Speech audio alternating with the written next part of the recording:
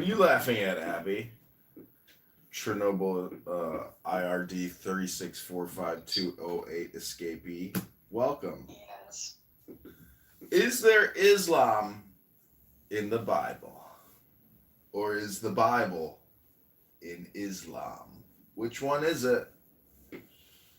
Megatron, this is a very good question. Very good question. The best of questions, Megatron. I salute you on your question, Megatron.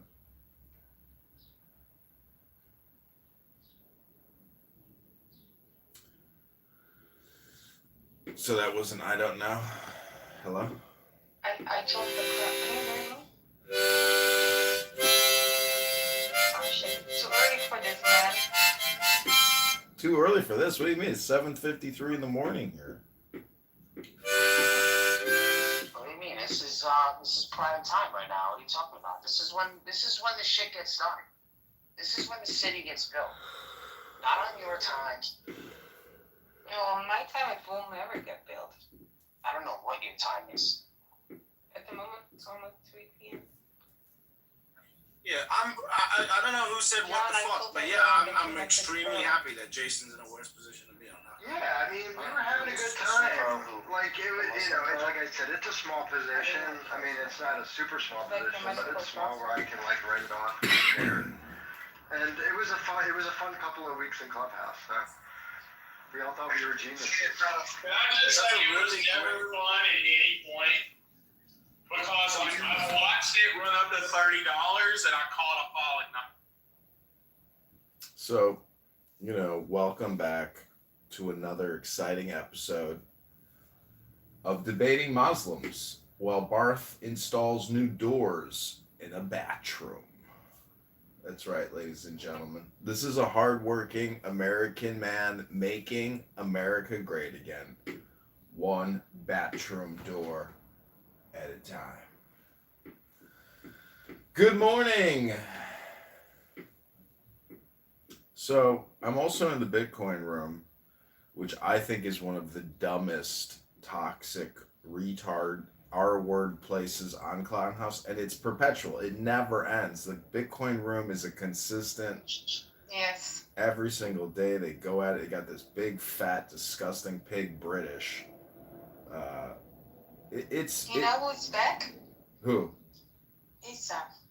Isa? I knew she would be back. You can't keep her away. She's such a social butterfly, that one. I think you might have liked that news. No, I could care less at this point. Come on, John. No, it's true. My Clubhouse days are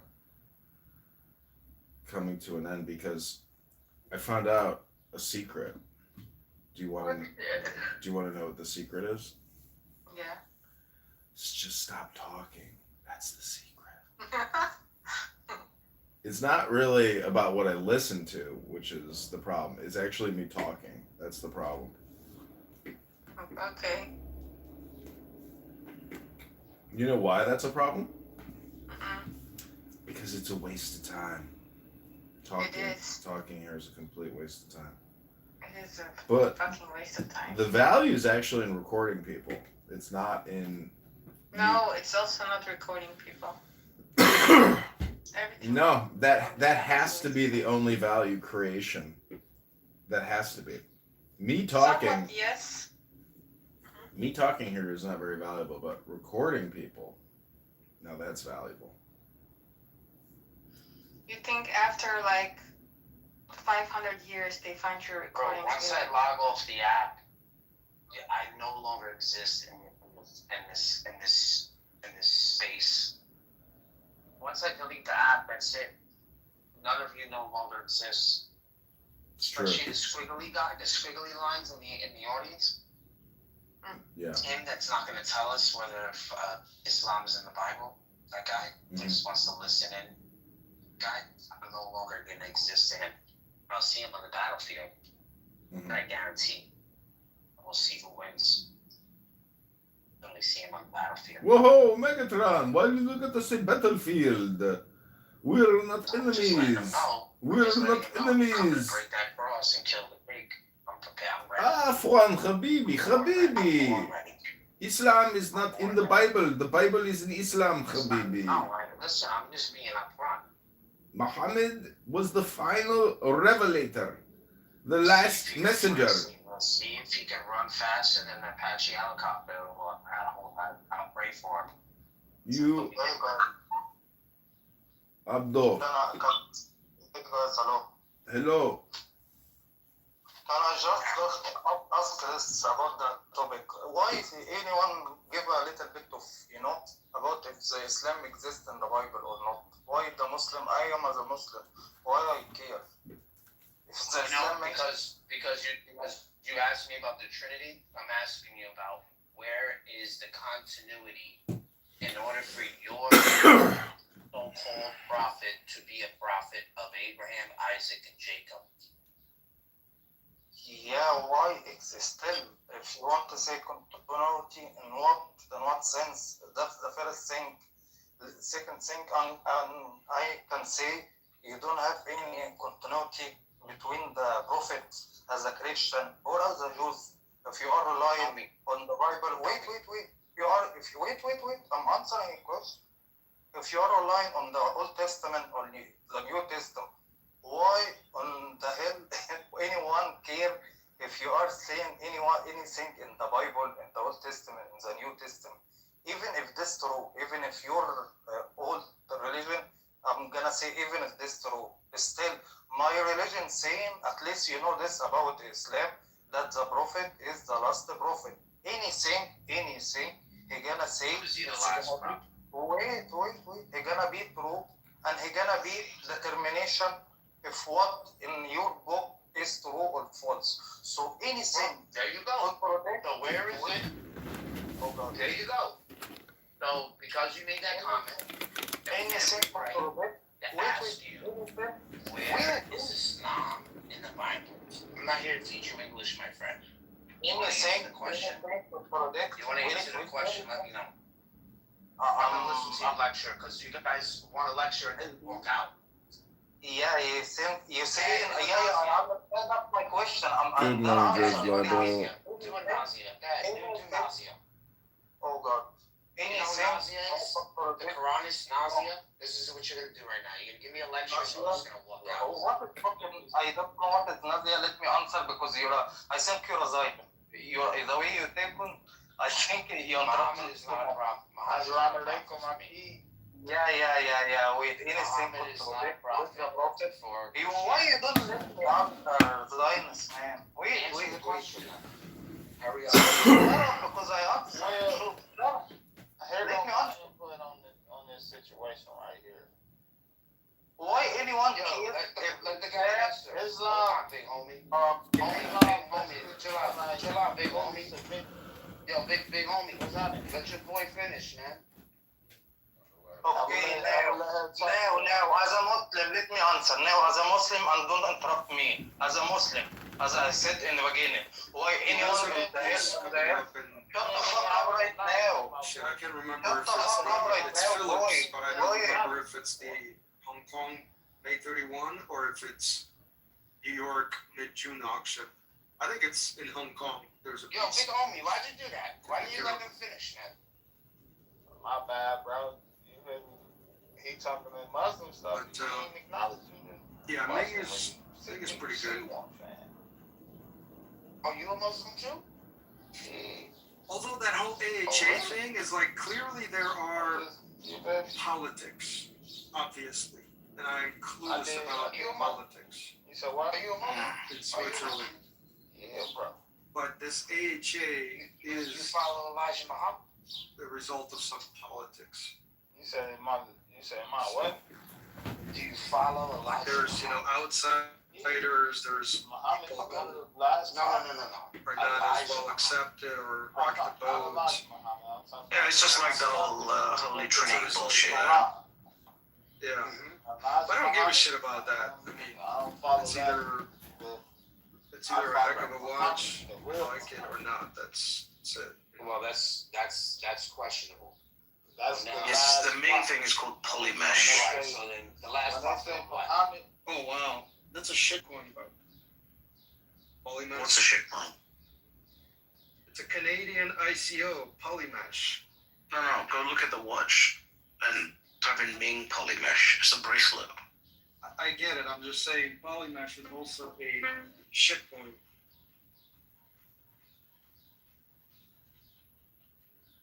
This is sick. 5704. Check the 5704 out. Looks beautiful.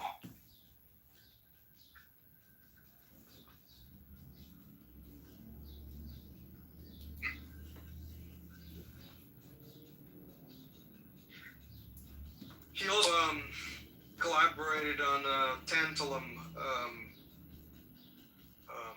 bracelet with Shapiro, and it does look amazing.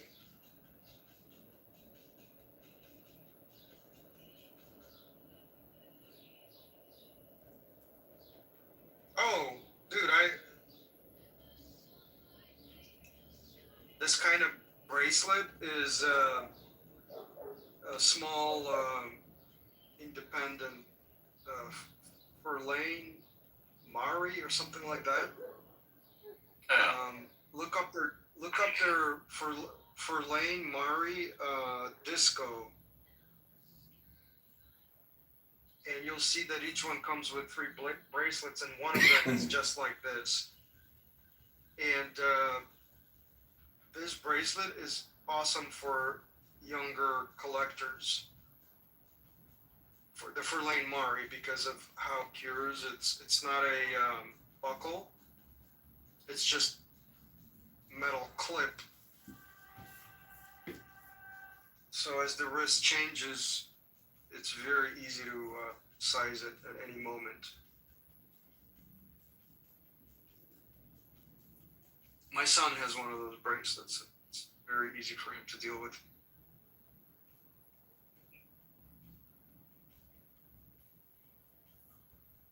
This one's titanium.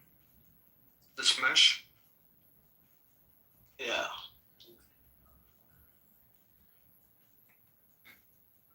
Yeah, I gotta study it a little bit more out of curiosity. It does look. It's not an easy one to make.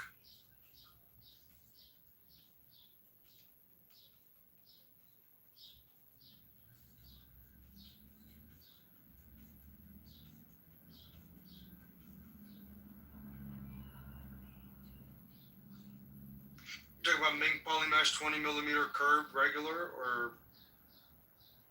Yeah, I think that's the one.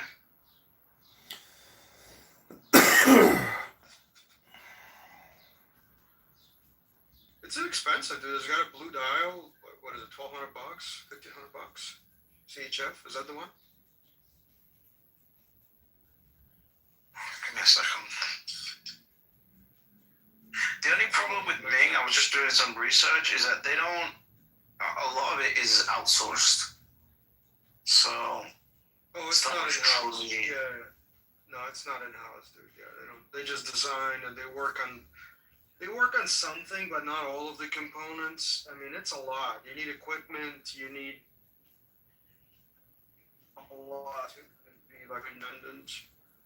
Well, I mean, not true independent, to be completely in-house.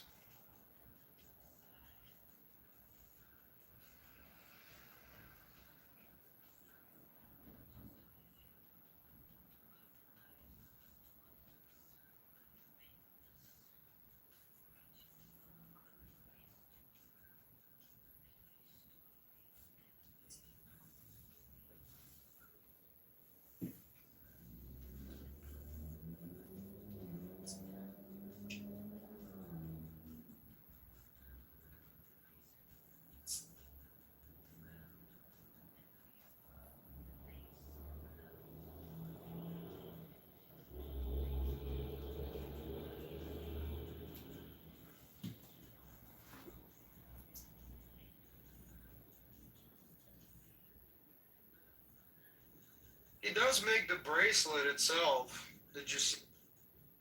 Yeah, that one. You could just buy the bracelet and add it to whatever watch. You could have some fun too.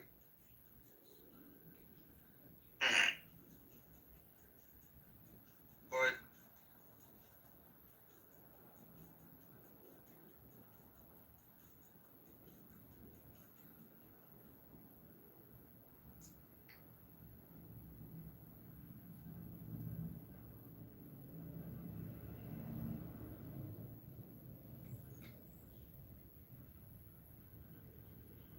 First 3D printed titanium bracelet strap hybrid. Wow, okay. That's pretty interesting. 1,744 components.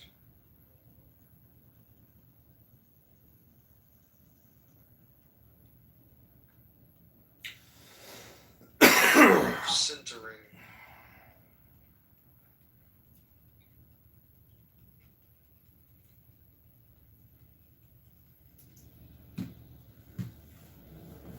Okay, so this is true 3D material printing, not just like extruding melted plastic. Deposited layer at a time. Extruding molten plastic.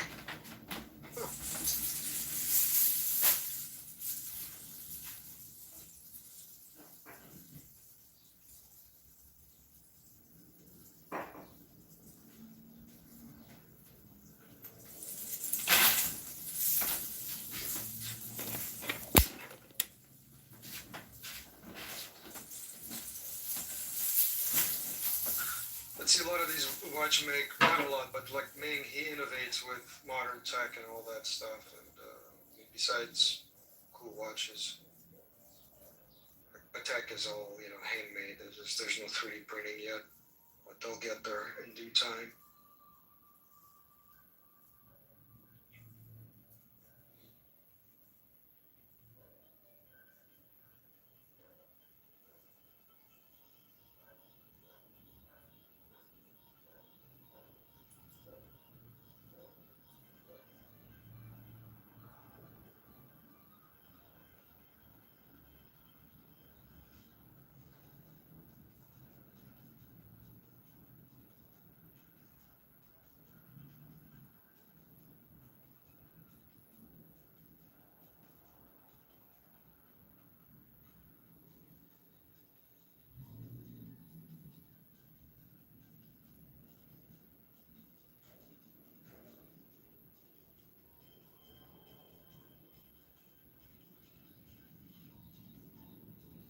Did Trey pull his thumb out of his ass yet?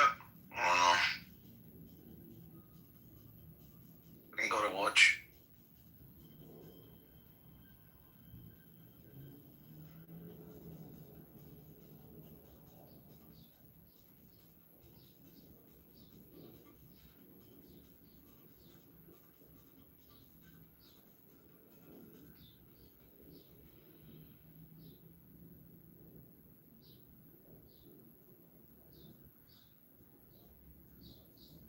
What was that, British? Did you might watch it? No, I am not in Texas. I'm flying back today. Okay. I don't know how many Rolex distributors they have in Mississippi.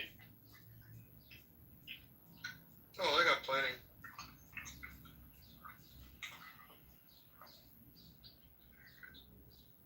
Should probably look into some at the airport.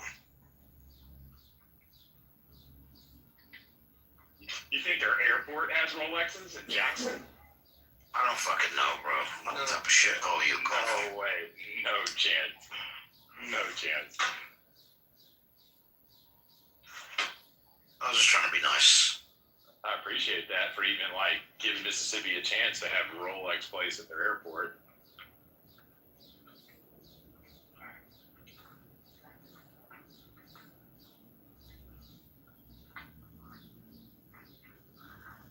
Mississippi may have more money in the UK, but that doesn't mean both places still aren't poor.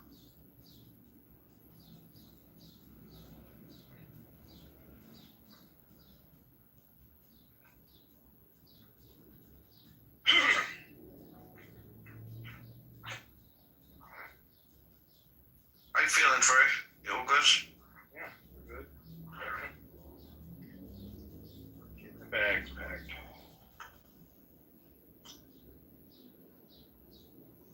Sure, yeah.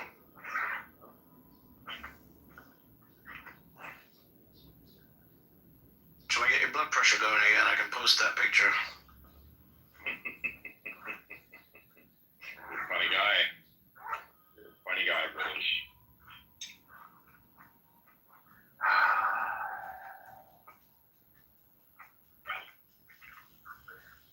All right. It is now. What time is it, fellas? 8:15. Okay. 8:14, 8:13 and a half to be precise. It's 5:13 p.m.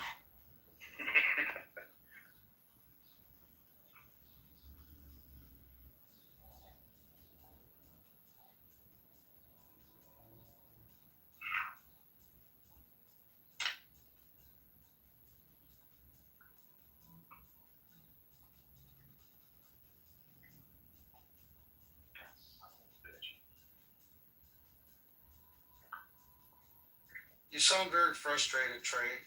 I'm just trying to wrangle up all my stuff because I inevitably, no matter what, leave one important item at my mom's house in Mississippi, and I'm trying to avoid that. By the way, Mississippi is the only place where it can be 70 degrees inside, and you're covered up because you're cold, but you're constantly sweating. This is ridiculous. I've been sweating for 48 straight hours. You know? And it's not even that hot. It's just so goddamn humid.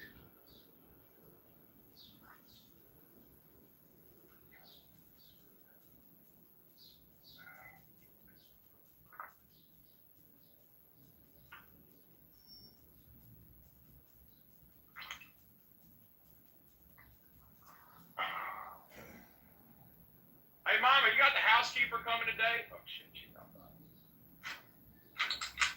Housekeeper coming today? Told her not to? Oh, okay.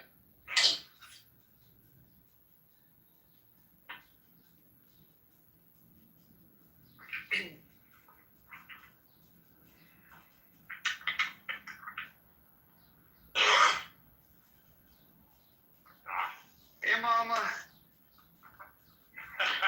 Hi, Trey's mama. I'll let you say hey to Mama in a second, guys. Hold on, let me just finish bagging.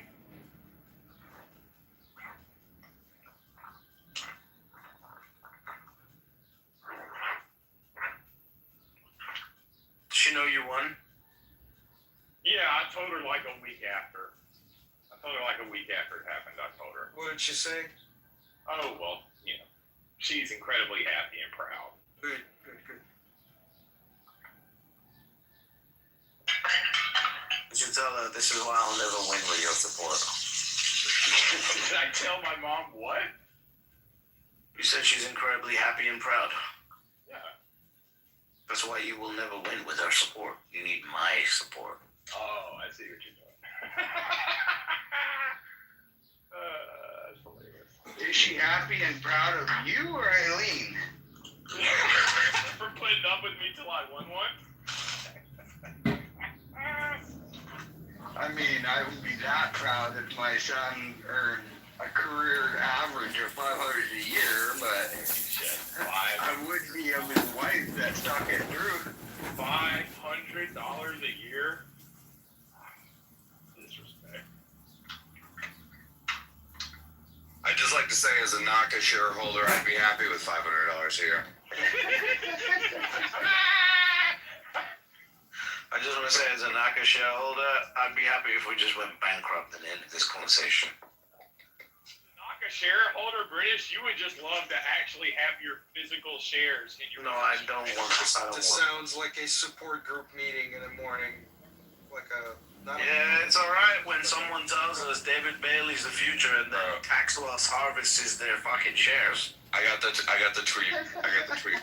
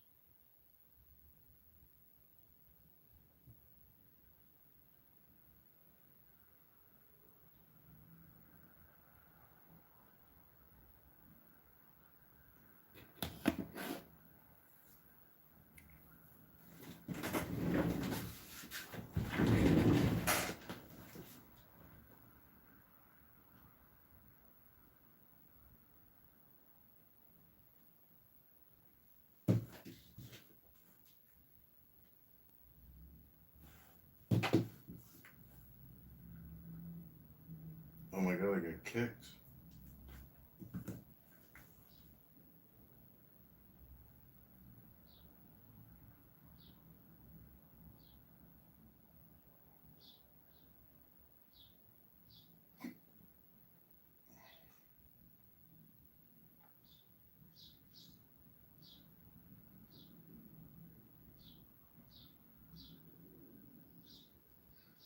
As far as like sentiment, technical sentiment indicators, you have price versus 50-day, 5-day, RSIs, MACDs, short interest, short sale They volumes, kicked me. borrow fees. They kicked me. We got a victory. See if it matches. Back to the British. Back to the fucking fat pig British. Electrical open interest. Those are all sentiments, technical. It is all technical sentiment. Price relative to moving average, bearish. RSIs, weak, neutral, not Andrew. capitulation yet. We're going to 250. We would have known all of this by just looking at Twitter. No, he thinks Twitter is bullish, man. Listen, man. Naka's worth 6,000, 7,000 a share. Okay. Wait, I said a share. I meant for the whole company.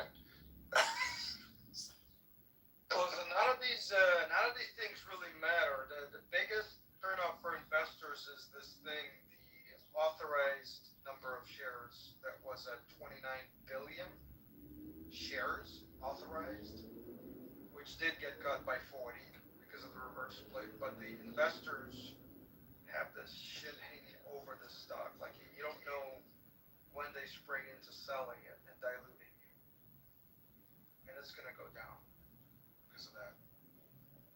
If you got rid of that, this shit would pump. Yeah, you should have told us that before you tax loss harvested. I did that in October, and I told you when I did it. What do you mean? I'm about to tax loss harvest. I just gotta get the shares. I'm about We to should all- take a loss. We should all be tax loss harvest. They're so low. Well, yeah, when you're in a no tax jurisdiction, you just have to take the L. No, Yep. The price is Just so take the low, fucking L. they won't even give you your shares anymore. They're gonna say it's not worth it. that's absolutely You know, that is the problem about being, at least like when you're taxed, you get into a positive, but you're not taxed, it's just all negative. Yeah.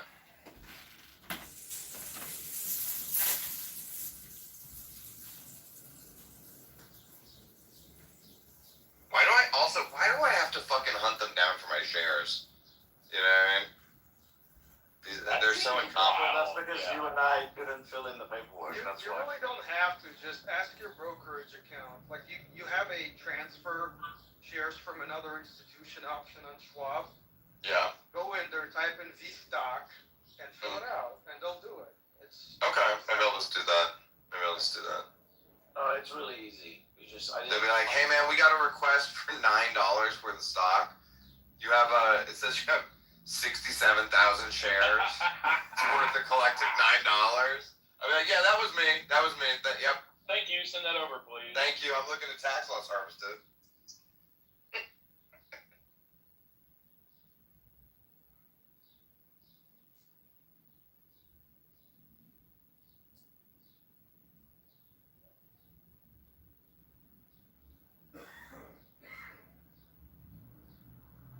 Andrew, I'm gonna send you a picture of my tailor just made me something super cool for my watch. all right. Let's see it. Look at the cuff on this shirt.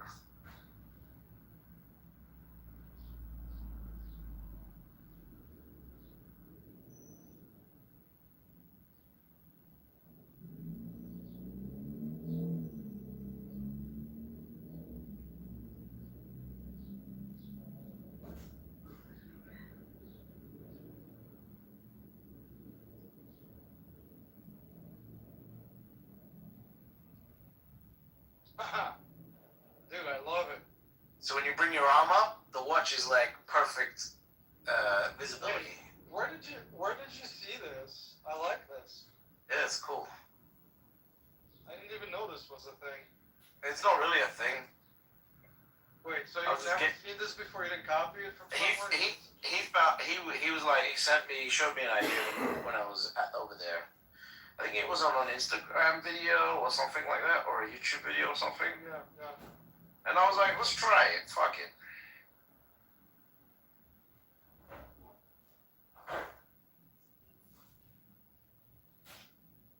I like this. Yeah, so you put your arms by your sides, or you bring it up, and your watch is in like perfect position where the opening is, so you don't need to roll back the cuff. Yeah. You don't have to fiddle with it. It exposes it as much as you want. It just covers it back when you Yep. fiddle.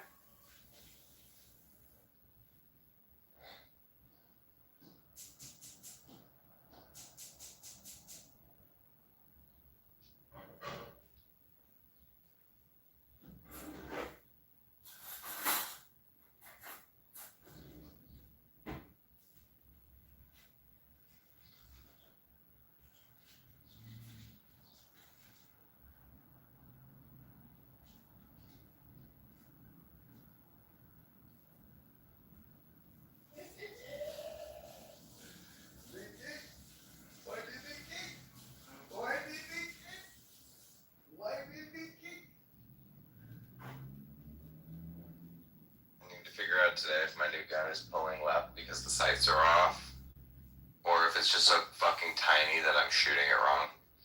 I can't tell. That's my mission for today.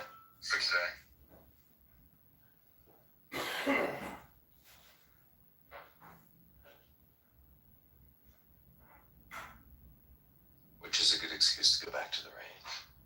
Which gun? Bodyguard 2.0. Oh.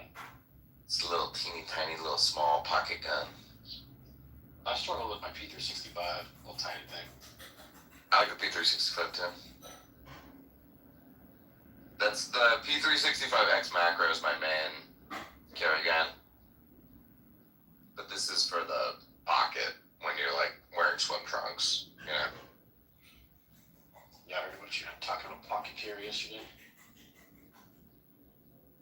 In the desert, we need a swim trunk gun. Put in your board shorts.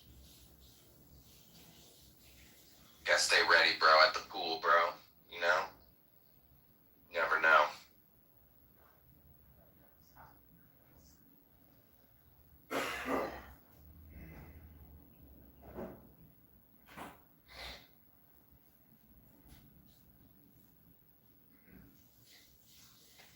I like the Glock 43X too. I've been carrying that one as well.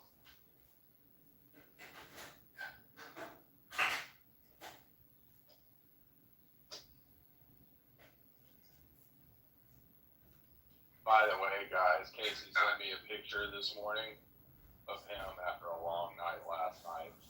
He was celebrating hard yesterday. What was he celebrating? PTR. So, What, did he short Bitcoin or something?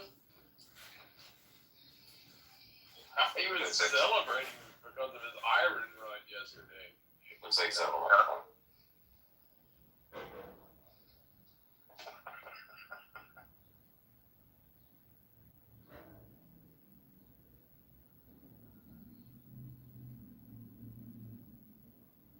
Damn, Casey was doing blow at 3 in the morning yesterday.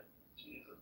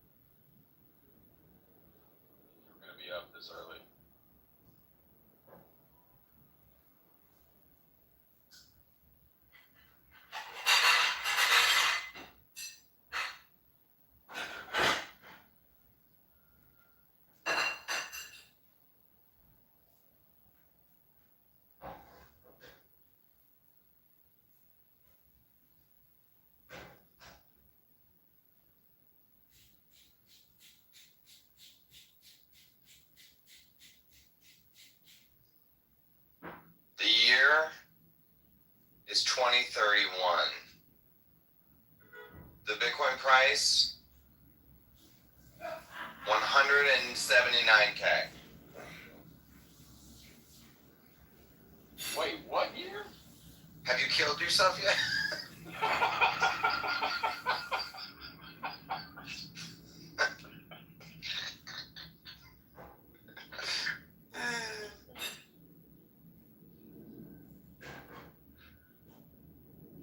Bro, I swear to God, if the next run gets us to like 180, I'm gonna be fucking so pissed.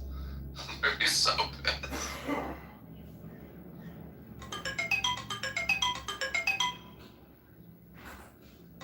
I miss the days when Bitcoin was up like fucking a bajillion X. From 2015 to 2017, it was up 100X in 2 years.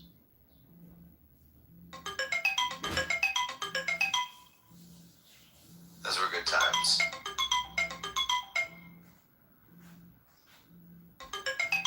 You know what's funny with the benefit of like experience here is I've seen so many people sell Bitcoin, like buy Bitcoin at 1,000, sell it at 5,000, and walk away thinking this is.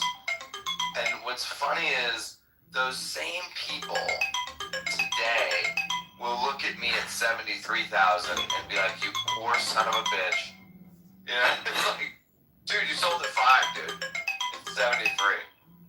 And they're like, "You poor son of a." I remember that pain. I remember what it was like.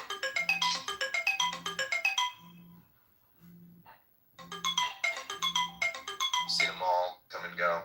You know, been here a long time.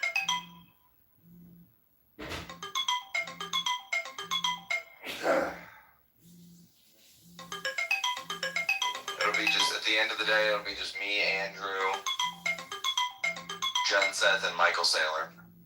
You know? I mean, like, I remember these guys. He used to be a poker guy. His name was Trey. He's some sort of a professional poker player. People would be like, "Was he any good?" Not really. No, but I remember him. I remember him well. He capitulated at 79,000. That's right. And he got sick of this shit at like 200K, he bounced. You know? I don't blame him. I don't blame him. Why do you keep holding, Uncle Hollow? Well, children, I'm retarded. And obstinate. As fuck. And I'm oppositionally defiant. You know? People tell me not to hollow, and I'm like, I think I'm gonna. Fuck you. I'm saying it was. That's what I'm driven by. Degree of 26, but no, I was already. What is that called, Huddle? Oppositional defiance syndrome or something? Oppositional defiant disorder. Yes. I like that. ODD. Yes. Or in your case, Andrew, it's just called being Slavic. I'm born with it. Yeah, it's not a disorder, it's just the way Eastern Europe operates. It's in my genes. For the Irish, too. We're also born oppositionally defiant. We're like, yeah, that's what you think I should do? How about fuck you? There is some sharing of genome between Irish and Yankees. Is that true? The are the Ukrainians Celtic as well? There's a little bit, yeah. Yeah. And it is expressed in my gene, and it's higher than the Jewish one, so it's real.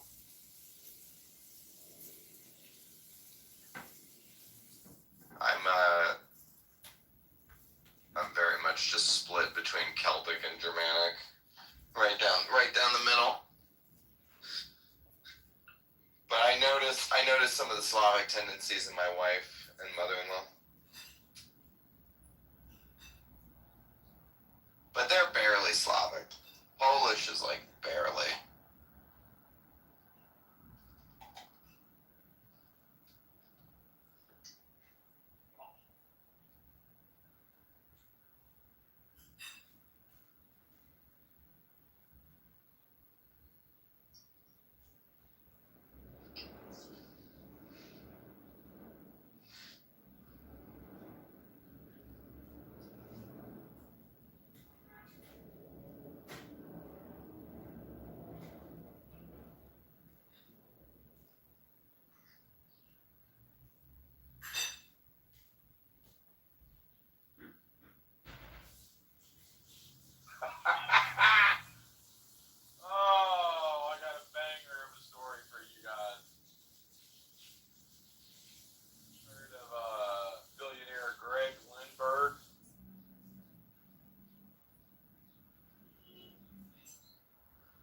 ex-billionaire who sought to have 50 children with Aryan women sentenced to 12 years in prison. Greg Lindbergh, 55, a North Carolina billionaire, spent roughly $30 million on private jets, $21 million in connection with various women, and another $12 million on yacht expenses. Lindbergh siphoned over $2 billion in insurance fraud scheme that stole money meant for retirees and policyholders. Lindbergh would conceal the fraud with sham loans, circulation transactions, and false finances. While federal employees were investigating Lindbergh, Bloomberg News found that he was running a baby project to father as many as 50 children through a network of surrogacy and egg donation centers. Bloomberg found that Lindbergh specifically persuaded women with blonde hair and blue eyes that former associates described as Aryan. 25 women have been tied to the operation, with some accusing Lindbergh of lying to them, saying the eggs would be donated to an anonymous couple, but instead Lindbergh used them for himself. Bloomberg also found that Lindbergh, a father of 12, spent a lot of money recruiting women through yacht parties, luxury events, and matchmaking services. While operating these events, Lindbergh would run surveillance that conducted background checks and monitor prospective romance partners. Lindbergh sued Bloomberg for defamation, but the case was thrown out by a federal judge in Florida. Court filings revealed the bizarre personal notes about living to 120 with longevity research and cloning.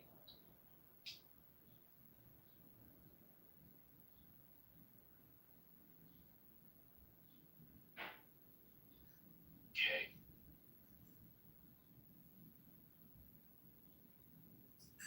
This goes to show you, some people just shouldn't have money.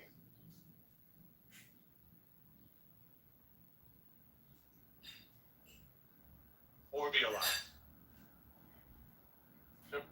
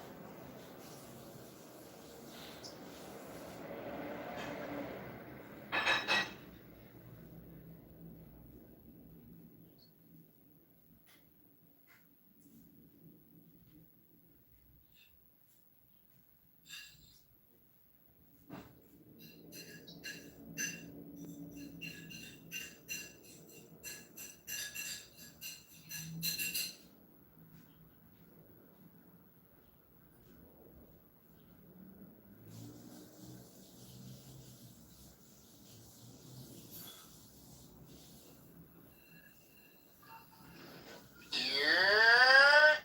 What happened? No more. What's going on? Your other speakers calling. Coffee and Hitler. That's what I need.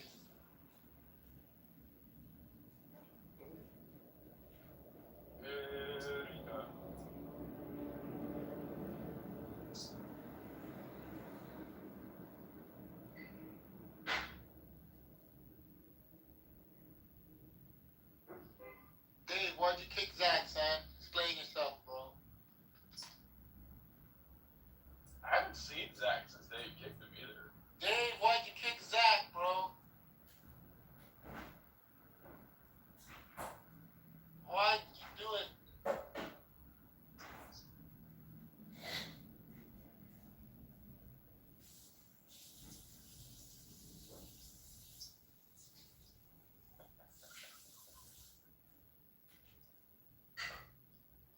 He heard the spinning dreidel in the background when he was talking.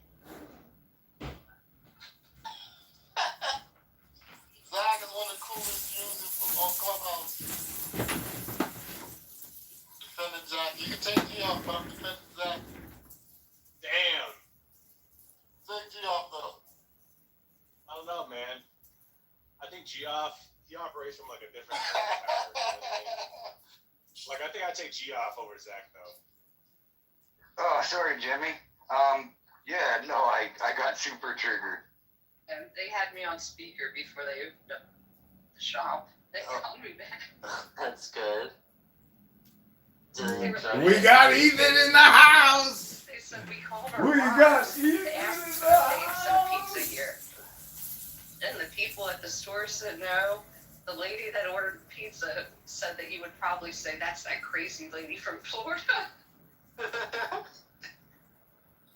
They were laughing. They're like, we had your number. So we were going to just, yeah, they called me back. That was funny. Okay, that's good.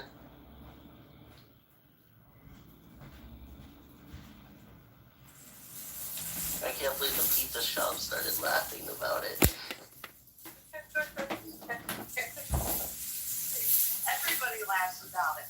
I mean, these are the unfuck your truck guys. I mean, it's a very small town. Woodward, Iowa. Uh-huh.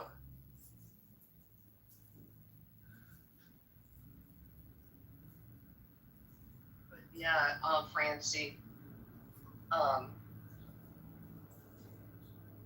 love the story that a lot of people don't know about West Virginia and the coal mines, the limestone mines, and all the mining that goes on in that state.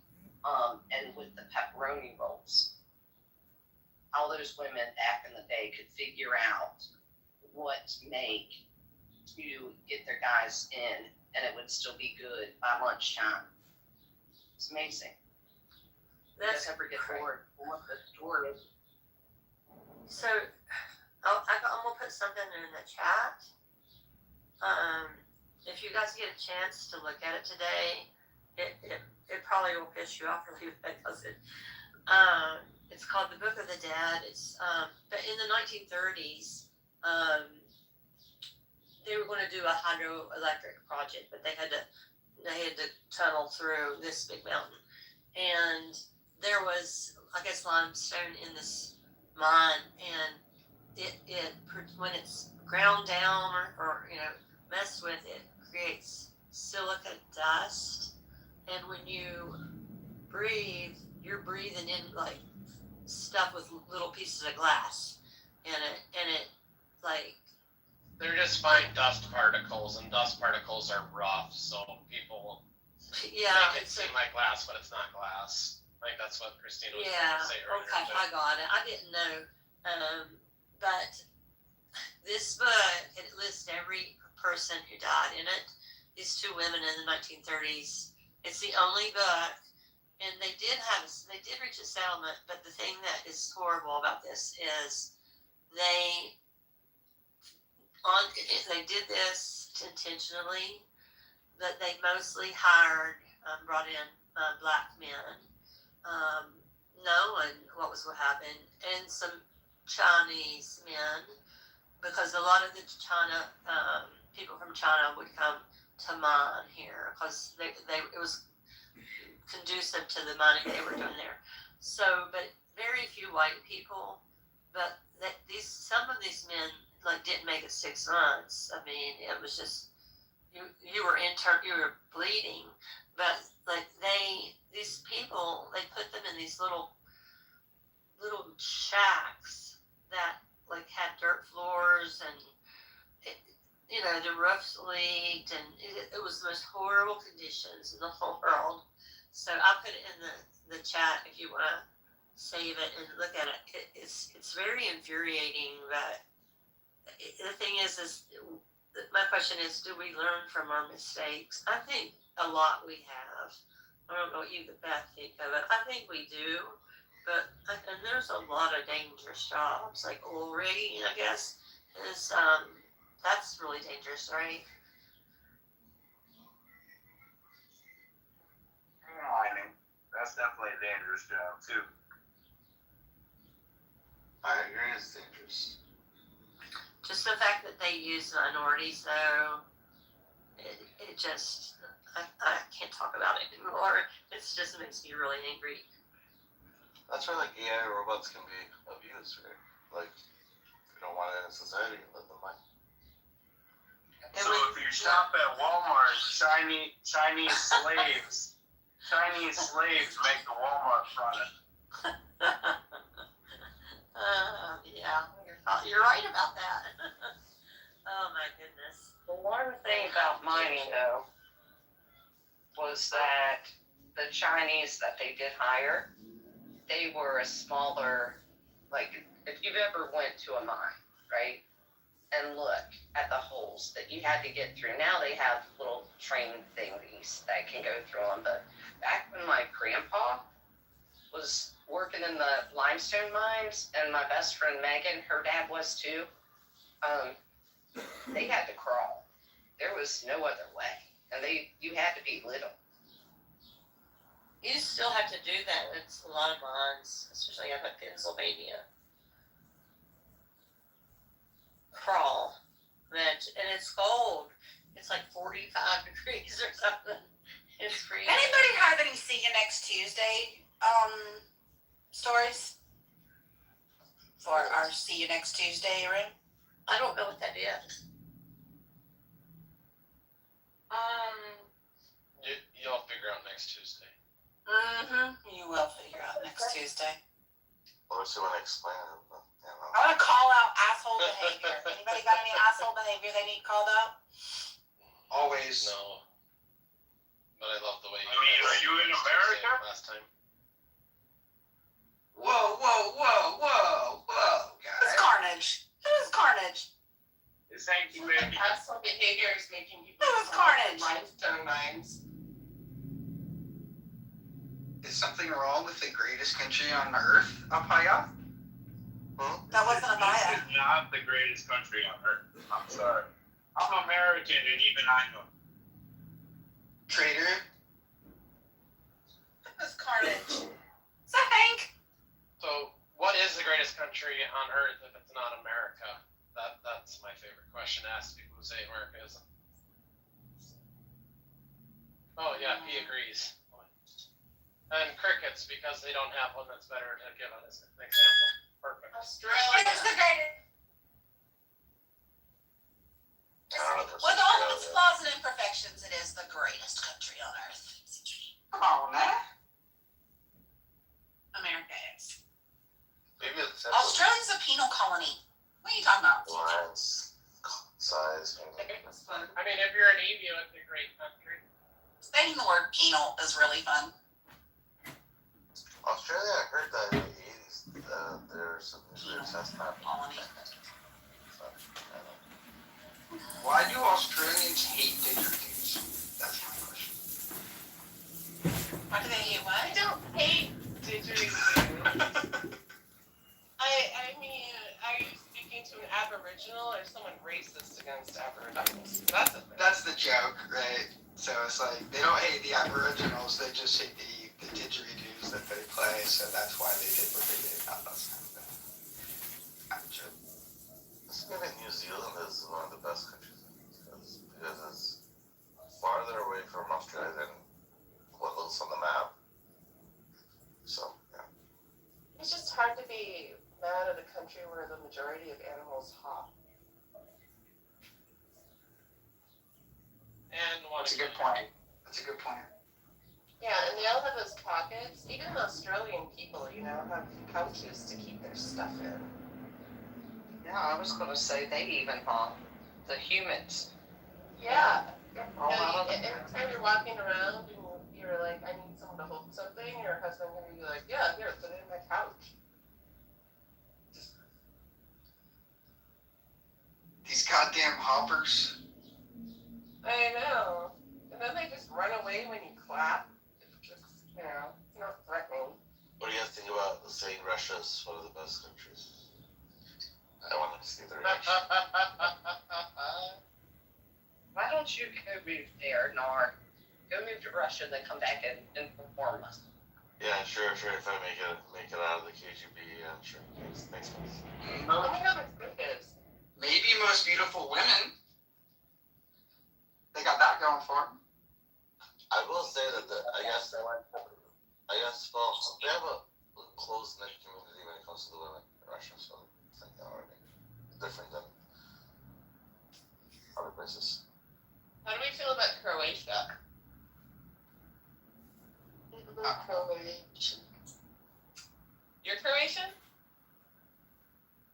Yes. Me too.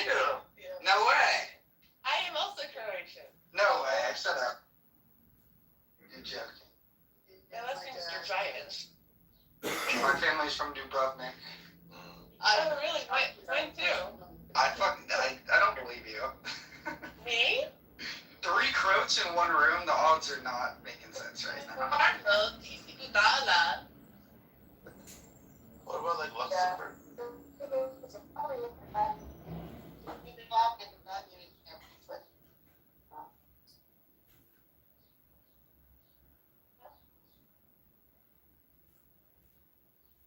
I'm changing my reason, Monica. I'm changing my reason.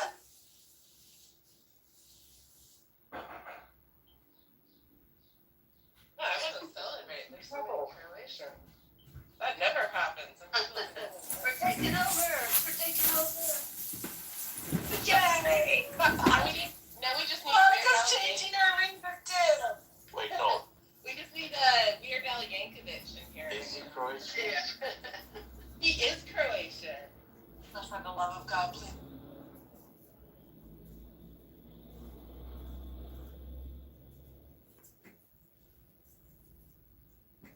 Is nothing more than just a metaphor, functionally speaking, right? And if rape is defined, technically speaking, if rape is defined as the forcible sort of like sex from one individual to another, right? Then if that's the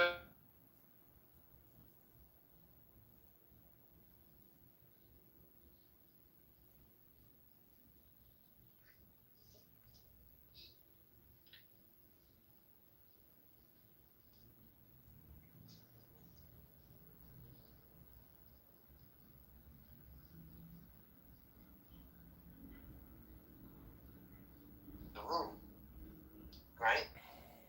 There's a cup sitting there waiting for him. He doesn't drink it. Because Isn't that what he said? I won't drink again until I'm with you guys in the kingdom. Is that what you're talking about? So there's the four cups referencing here. Yeah. Yeah, you want me to give the Can't information lose on what the you top? don't have. No. I mean, you can, but I know what you're saying. I was just saying. Yeah. So they usually like.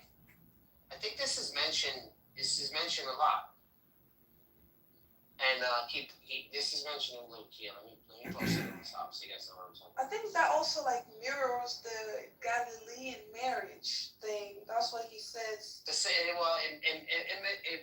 resembles a symposium. The symposium. That's what he says. He don't know the hour because in the culture only the father is the one that sends the son to go marry the bride. I don't know if you've heard about that as well. That's very interesting.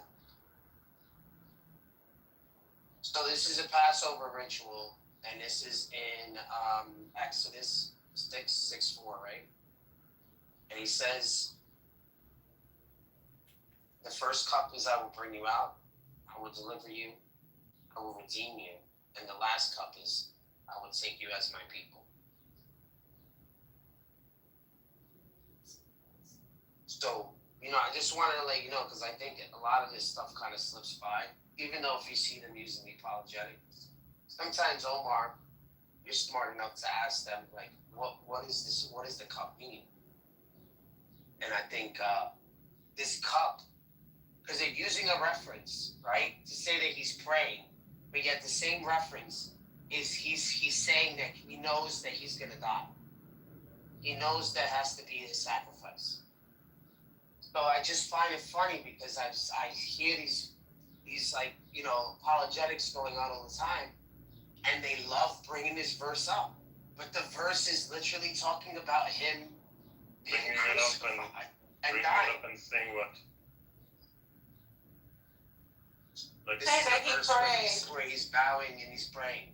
Oh, yeah, he's like praying to the Father. Yeah, saying, he prayed like a Muslim. Look, he bowed He down. cannot be God and Yes. God. And this is about the crucifixion. Stop.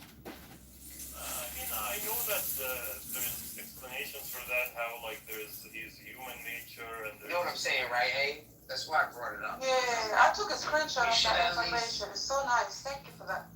I told don't. You should at least explain it. Explain to them what they. Well, Omar should explain to what his friends doing because he doesn't. I'm not gonna explain anything to anybody. They hate me now. Why they hate you? Why? We have like theological differences. I think that God is a substance, and He's temporal and spatial, and He has direct causal relationship to existence. And there is like a boundary between Him and the existence, and he exists in a certain direction and stuff like that, and they think that's like blasphemy. So, well, the Trinitarians are going to say that Jesus did this for His ministry, because once He has a glorified body, He doesn't suffer anything. No, I'm talking about God, like the Father. Yeah. Well, that's what I'm saying. And that state when he's man before he resurrected, he's in that state. He's in that right. But temporal state. Yeah. For Muslims, there is only like single. Let's call Him the Father for convenience sake.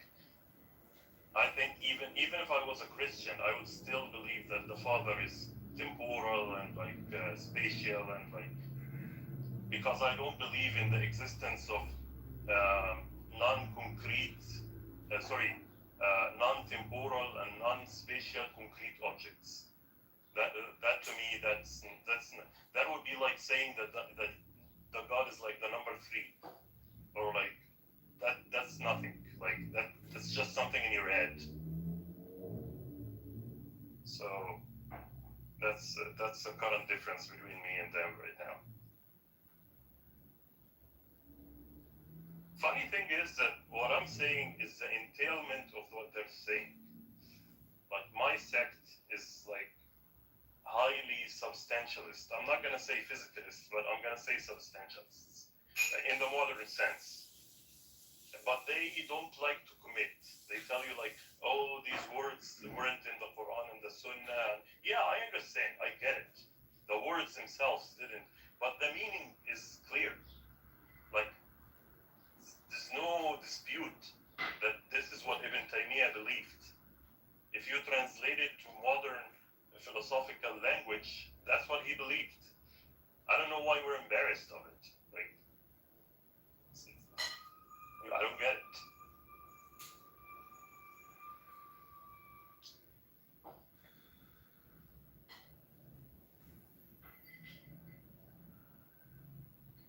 Anyway, I've always been a contrarian, so I'm used to it. It's fine.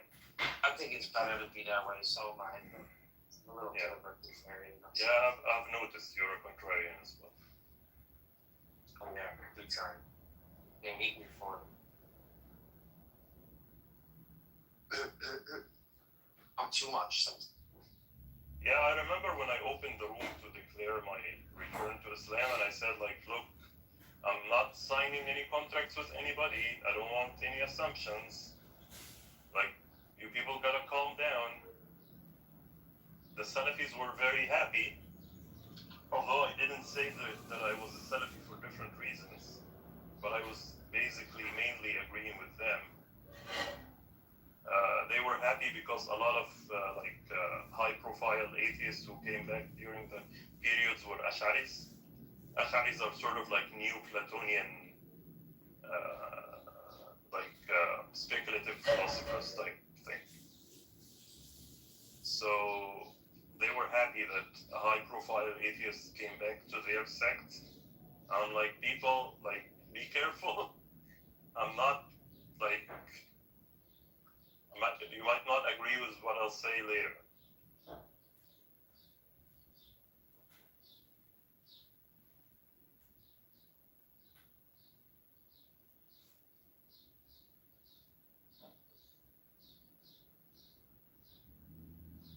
Anyway, how are you been doing? Good. I think that we take more of like a literal interpretation of some of these things. I wouldn't say the Salafis are literalists. They're more, I would say they take the apparent meaning of the word. So for instance, if you're saying like, I saw a lion on the podium. They wouldn't say that there was a lion, the animal, on the podium. They would say there was like a speaker who was like on fire, like a lion. But they do reject like being too much of like doing.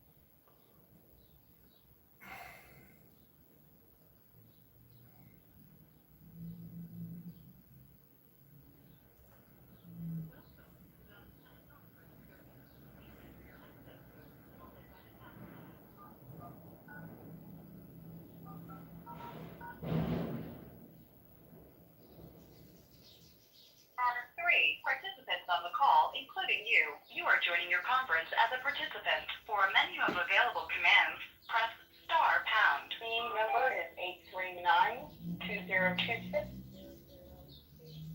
X. And who do I have on this line for complainant? This is John Kitover. Hi, Mr. Kitover. How are you today? I'm good. How are you? I'm good, thank you. And who do I have on this line for the agency?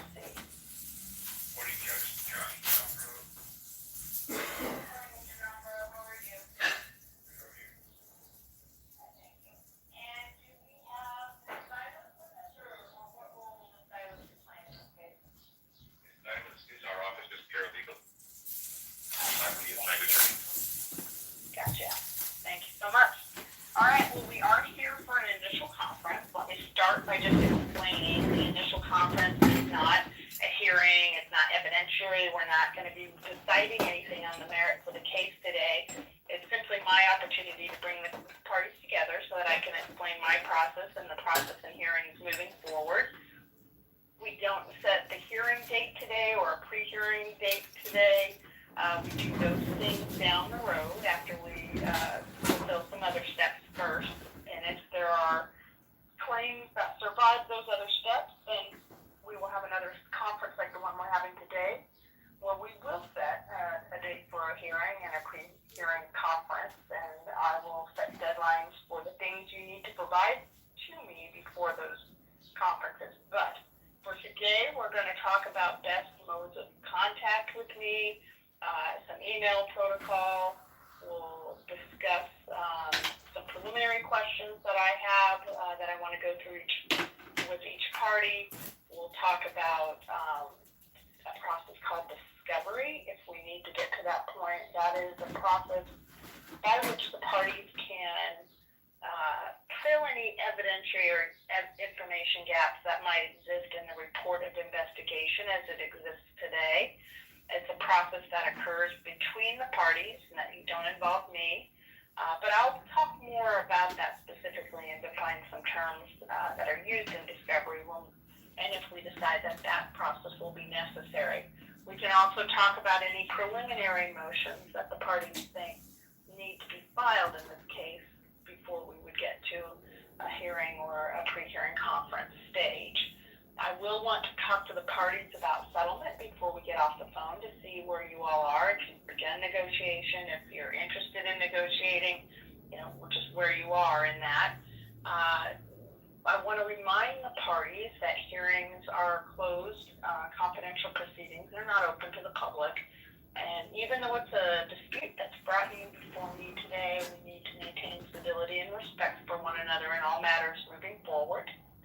Being prompt and on time, we all were reasonably within that 10 o'clock start time, so that's good. If we set any deadlines today, I want you to be mindful of what's on your calendar already. I don't want to set deadlines that conflict with things you know already are on your calendar that would prevent you from making that deadline. However, after we set the deadline, if something intervenes in a way that rises to the level of good cause for extending a deadline, you can make a request to me. Before you make that request to extend a deadline, please reach out to the other party, find out what their position is. Do they want to join you in the request? Do they object to the request? Do they agree with the request but they don't want to join you? That sort of information needs to be in your request, as well as a clear indication of what deadline you're asking me to extend and in what way you want it extended.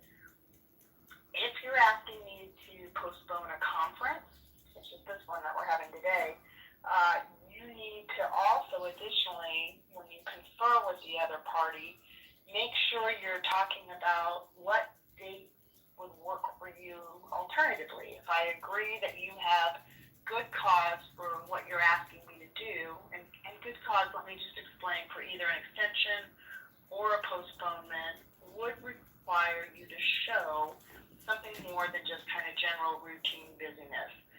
It's something unexpected, maybe an emergency of some nature, an illness, an injury, medical procedure, unexpected work assignment that's taking you out of state or out of the country, or something of that nature. It's not, like I said, just a routine thing. So you would need to make sure you state that reason in your request so that I can determine whether good cause exists for what you're asking me to do. If you need to communicate with me, the best way to do that is by email. I can't have one-sided communications with parties. So calling me, unless you're both on the call, would not be something that I could engage in.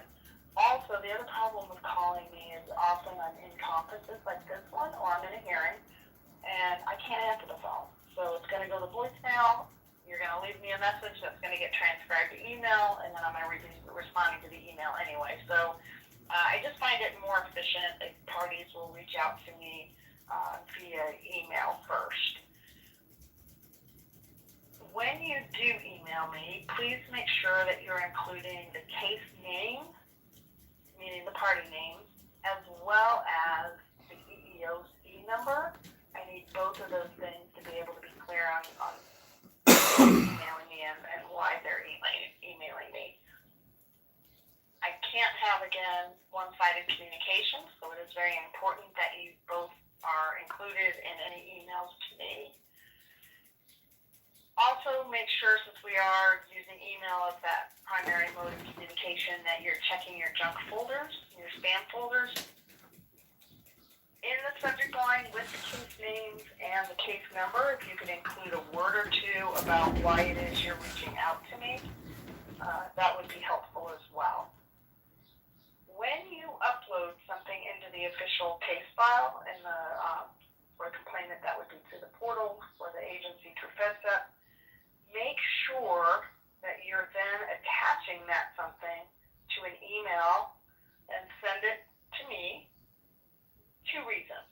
One, if there's a deadline looming and you're up against that deadline, I will accept the email on the date and time that you sent it, as long as you sent it before the deadline passed, regardless of what technology errors you might encounter or glitches, whether it's on technology on your side or on the portal side. You will have a little bit of a safeguard because your email, if it's received timely, will satisfy your timeliness requirement. It helps me because the system doesn't provide me with any sort of notice when things are uploaded into the folder. So that email will act as my alert and notice that there's activity in the case. I do want to confirm that we're using the best email contact. Mr. Kitover, is your best email johnkitover2025@gmail.com? Yes, Judge. Okay.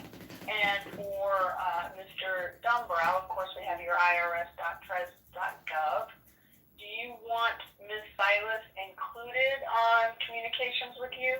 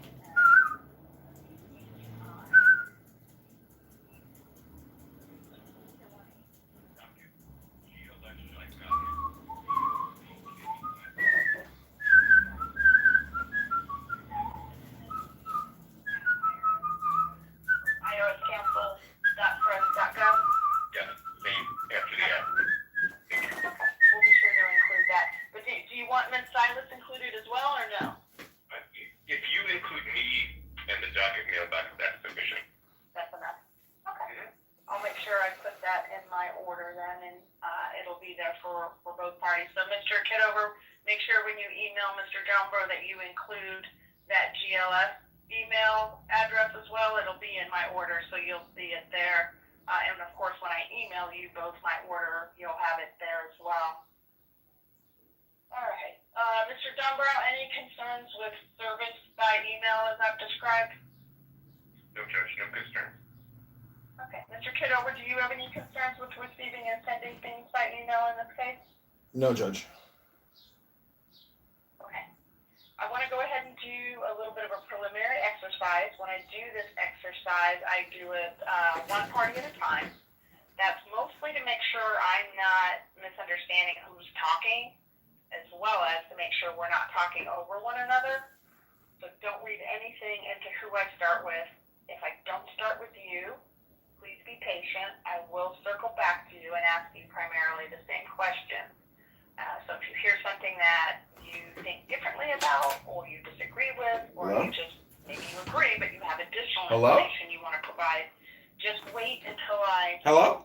switch gears or until I direct you or direct Hello? my questions to you specifically. Hello. I am going to start with the agency. I want to first confirm my understanding of the record with regard to what was dismissed after Mr. Kitover went to an EO counselor. When I look at the section for claims to be investigated, which starts at PDF page 49, I do see that there are several things that were not accepted as timely claims. There were, well, let's do it this way first. There were some things that, while they were accepted, meaning B, C, and D, they involved discrete incidences that occurred prior to, I'm just reading out directly verbatim from the ROI, footnote 2 on PDF page 49. Occurred prior to February 7th, so untimely raised beyond the 45-day time frame. But it appears that these untimely discrete events are still considered as part of the harassment claim. I also saw that there were some other claims, however, primarily apparently F, G, H, and I, that were dismissed, and we're not going to go through every single aspect of why they were dismissed. My main question is that the universe of things that the agency didn't accept? Yes, Judge. Mr. Johnbro. Yes, Judge. I have 5 accepted claims for a harassment claim, not a disparate treatment claim, several that are discrete acts. I read the footnote as well, and I have those 5 as the accepted claims, and I have several that were dismissed based on all the bases that are in the acceptance letter. Okay. So nowhere else in the record do we have any, well, it might be referenced, but there's no other aspect of what he raised that were dismissed. Is that right? As far as I know, it's what's in the letter. Okay. And what's your position, Mr. Johnbro, on the completeness of this record? It's over 700 pages. Do you believe that it's complete and no discovery is necessary? Do you believe it's complete that some limited discovery might be helpful? Or do you think there are significant gaps that are going to require some discovery to fill? I would say number 2, that limited discovery on items like any documents related to damages, that more than what's in the investigative file on pages 116 and 17 for the comp damages affidavit, and more documents regarding the nature of the disability, since there's a disability claim, more than what's on pages 78 and 79 of the affidavit. And I would like to request permission then to get documents regarding disability. I want to know if there were any grievance filings, since in certain places in the investigative file and the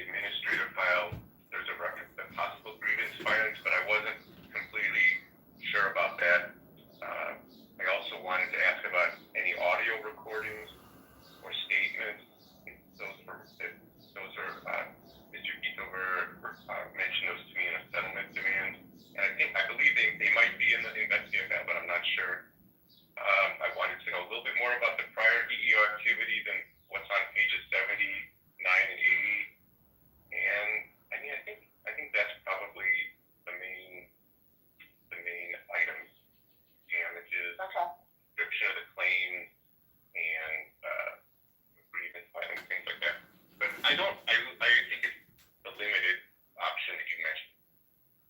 Okay.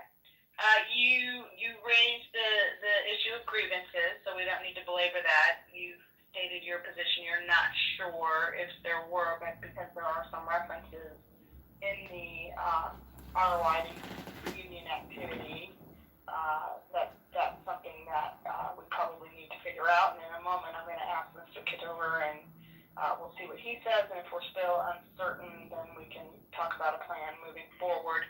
I didn't see any reason or anything raised in his accepted claims that made me think we needed to talk about Merit System Protection Board issues. Is that accurate, Mr. Dunbrow? Yes, Judge, that is accurate. Okay. Mr. Kitover, I want to start in reverse order with you. Are you familiar with the Merit System Protection Board? Yes, Judge. Okay. You don't have an appeal pending before them on any claims involved in this case, do you? No, Judge. Okay. Let me ask you, are you aware of any grievances filed or pending concerning the accepted claims in this case? No, Judge. Okay. And let me make sure I'm understanding. Do you believe there were some, but you just don't know the status of them, or are you saying there weren't any filed? I'm sorry, can you repeat your question one more time, Judge? Yeah, I just want to make sure that you know what the scope of your no is with regard to grievances. Is your position that you don't know if any were filed and or are pending, or is your position you know for a fact there are none? As far as I know, there's none. Okay. Okay. Let's talk about the record then in this report of investigation. Do you believe in the three, and these aren't hard, fast scenarios, there may be a fourth or a fifth scenario, but do you believe there are significant gaps in this record that need to be filled by the parties? Do you believe that the record's fairly complete, but there are a few things that you think would make it better? Or do you believe the record's complete and you don't think anything is needed to prove your claims? No, I think there's limited amounts of additional information that need to be included, particularly a sexual harassment grievance, which ultimately led to the retaliation. And that original and first sexual harassment grievance or complaint is not included in the record. Okay. And when was that sexual harassment complaint or grievance, as you call it? I believe it was in Just roughly, what year? 2020. Okay. All right. That's yeah. I mean, that's an interesting concept. It's possible that it's not in the record because it doesn't have any relevancy to the claims that were accepted. But that in discovery, in these administrative processes, I'm not bound by the federal rules of discovery. So, if you all were in federal court or state court, you might find discovery handled a little differently, and there might be different scope of discovery. In this case, I will likely, based on what you both have said, permit some reasonable discovery.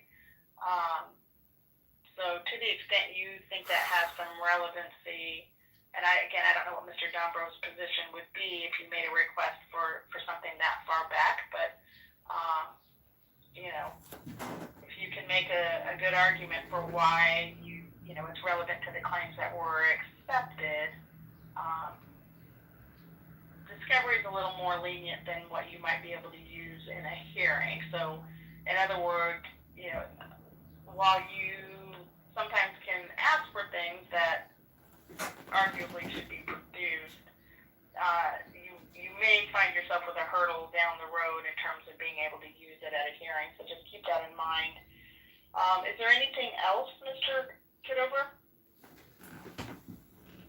No, that's it, Judge. Okay. And with regards to the things that were not accepted by the agency when they issued their notice of acceptance in this case of your claims, are you in agreement with what Mr. Brown and I discussed about the universe of those dismissed items? Yes, Judge. Okay. Are you intending to seek reinstatement for anything that was dismissed by the agency? Yes, Judge. It has to do with what I just previously mentioned about the sexual harassment grievance in 2020. Right. Do you have any, and we're not going to argue it, like I said, I'm not going to rule on that in this conference, but I need to determine whether I want to give you a period of time to make your argument in writing. So sometimes complainants, when they come to these conferences, they obviously don't like no one likes that their claim was dismissed, but they don't have any legal reason that they know of to challenge what the agency did. In that case, a request to reinstate would not likely be successful. If you have, though, a legal reason why you think the agency got it wrong, then I would be happy to give you an opportunity. Generally, I'll give up to 10 days for a complainant to put their argument in writing, and then the agency would have 10 days to respond, and then I would make a ruling just based on the party's positions. So what I'm asking you is, do you have any legal basis to challenge the agency's dismissal? Yes, I believe I do, Judge. And what's your legal basis, just generally? Constitutional and Civil Rights Act. Can you be more specific? I'd be happy to put it in the statement, but I don't actually have my notes prepared or pulled up from previous correspondence. Okay. I'll give you the 10 days, and then Mr. John Brown, you have 10 days to respond to him, okay? Yes, Judge. Does that make sense, Mr. Kitover? Yes, Judge. All right. I limit that to 5 pages. It's got to be double-spaced, at least 12-point font, and that's the same for any response. So you'll see that in my order. Let's go back to discovery just for a minute. Mr.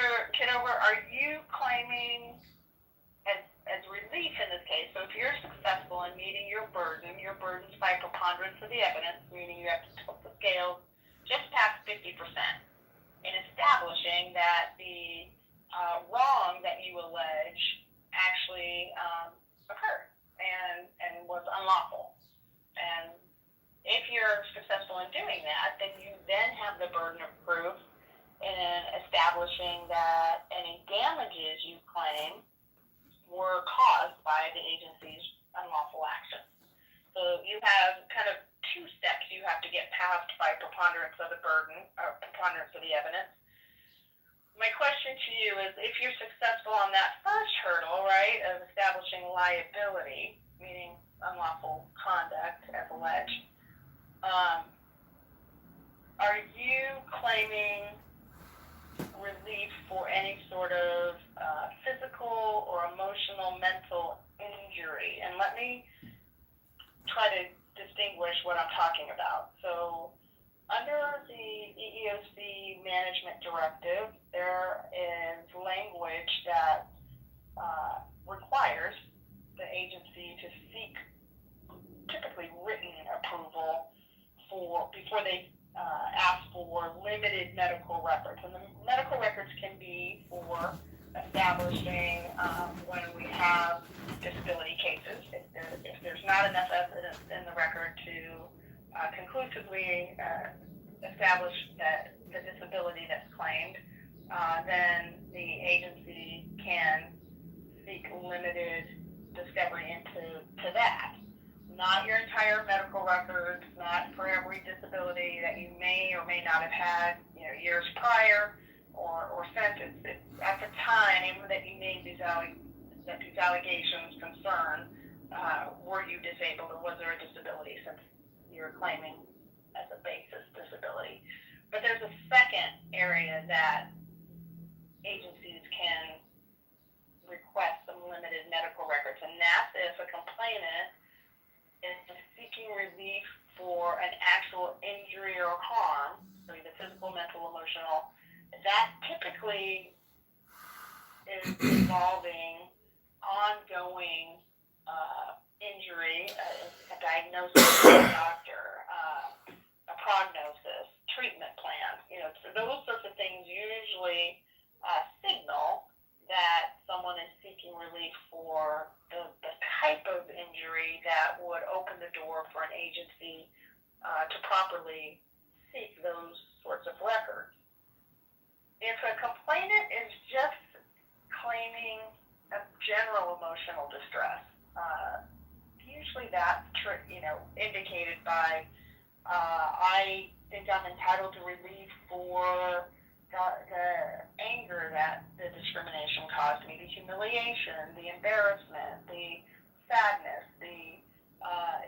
my stomach hurt and I was unable to sleep, but it didn't rise to the level of an actual ongoing harm that was diagnosed. Oh no, I am fully R-word now. So that latter category of just negative emotions usually does not open the door for an agency to seek limited medical records.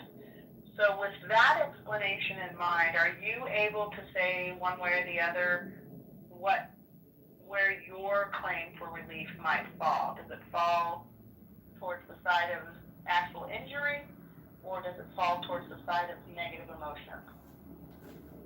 Hi, Judge. It involves actual injury and not emotions. Okay. Then, Mr. Dombrow, I am going to grant your request to seek limited medical records as to the claimed disability and as to the damages.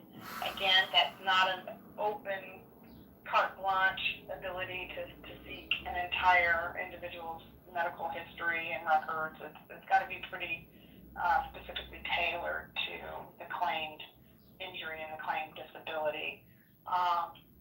Of course, the complainant, if they think a discovery request is too broad or beyond the bounds of what's been permitted, they can always file a motion for protective order with the caveat, and this is a caveat to both parties. If any party files a motion for protective order, you should probably be clear that it's not something you want to use in support of either your proof, if you're the complainant, or your defense, if you're the agency. Because if you convince me that a protective order is appropriate, that means it doesn't come in. It doesn't come in a hearing. It's protected from discovery. Discovery, and we'll go more in depth in a moment, maybe in this conference, maybe not, but we'll see. But if we do get to the part where we set some discovery limits and deadlines, just remember, discovery is a process that happens between the parties. You don't send me your requests, you don't send me your responses. The only time you would involve me is if there was a dispute that you tried in good faith to resolve yourselves and couldn't. So just keep that in mind. All right. Let's talk about the issue and make sure we're all on the same page with the issue that's been accepted. And again, if we look in the ROI, we've got the acceptance partial dismissal section that starts on 49 that captures what the agency accepted. It's also then restated in the investigative summary, which begins on PDF 57. The actual statement of the issue is further down. Give me just a second. It is at PDF 62. And as I understand the statement of claims and issues to be investigated, it's whether the agency subjected complainant to harassment based on sex, male, disability, and in retaliation retaliation for prior protected activity when A, in March 2024, complainant supervisor S1 called complainant a, in quotes, man whore in front of a coworker, and since then, S1 regularly communicates with complainant in an insulting, degrading, and passive-aggressive manner. B, in April 2024, management informed complainant he would no longer be working in the Duluth project and the motor pool vehicle program. C, in April 2024, S2 informed complainant he was going to investigate complainant's time and attendance. D, on dates from May 1st, 2024 to the present, complainant has been charged absent without leave, in parentheses, AWOL. And E, in March 2025, S2 stated if he sees complainant at work, he's going to punch him in the throat, in quotes. Mr. Kitover, is that the issue that you understand is to be heard and resolved through the Terrence process? Yes, Judge. Okay. And Mr. Dunbrow, are you in agreement? Yes, Judge. Okay. Mr. Kitover, do you have any other EEO matters that are pending either at the investigative level with the agency or with another administrative judge? No, Judge. Okay. All right. Let me ask you both. I'm going to start with the agency first. You know, when a complainant has indicated that they want me to reconsider some dismissed claims, sometimes it makes sense to hold off on discovery just long enough to resolve that. Because sometimes if we reinstate claims, it can affect how much or how little discovery or, you know, what the discovery period is. But sometimes the claims are such that even if we reinstate them, you know, it doesn't impact discovery that much in terms of the limits and the duration. Do you have an opinion, Mr. Dunbrow, on which of those two scenarios you think this case falls into? If Mr. Kitover is successful in convincing me that his dismissed claim or claim, you know, parts, if it's even partially successful, do you believe that would warrant more discovery or different deadlines and limits on discovery? Yes, I would agree with you that it would be better to hold off on discovery until we know if there are any additional claims.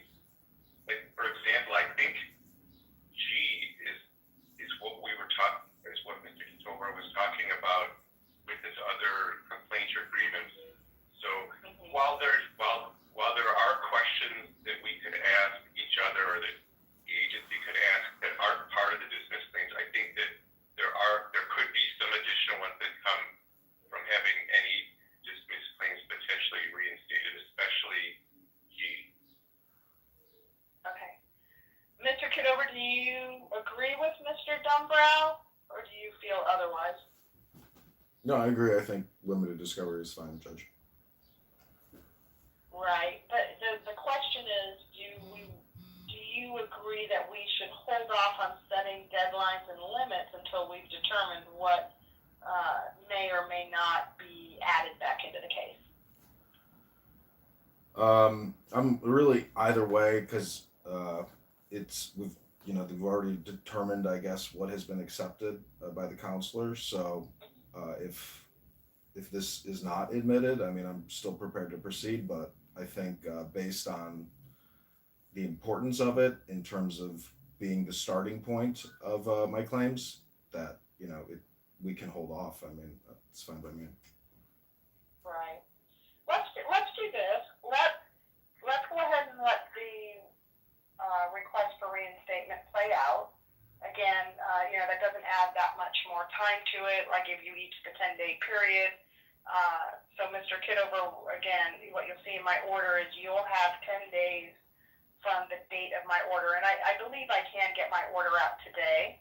So you'll have 10 days to make your arguments on why what you think should be reinstated. And then Mr. Dunbrow will get 10 additional days to respond. it usually doesn't take me that long, depending on what's going on in my calendar, to take a look at those two positions and get you a ruling. Let's go ahead and hold off, but let's set a date certain when we'll all come back for another conference. It'll be a little shorter because we won't have as much to cover, but we'll basically know what our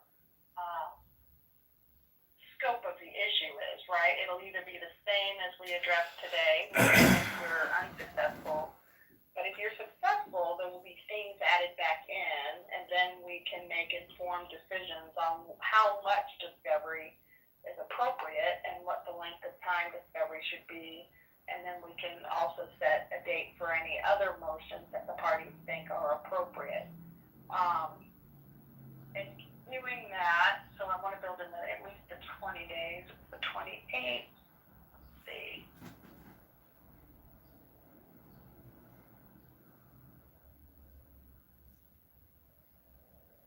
Let's look at the week of June 22nd.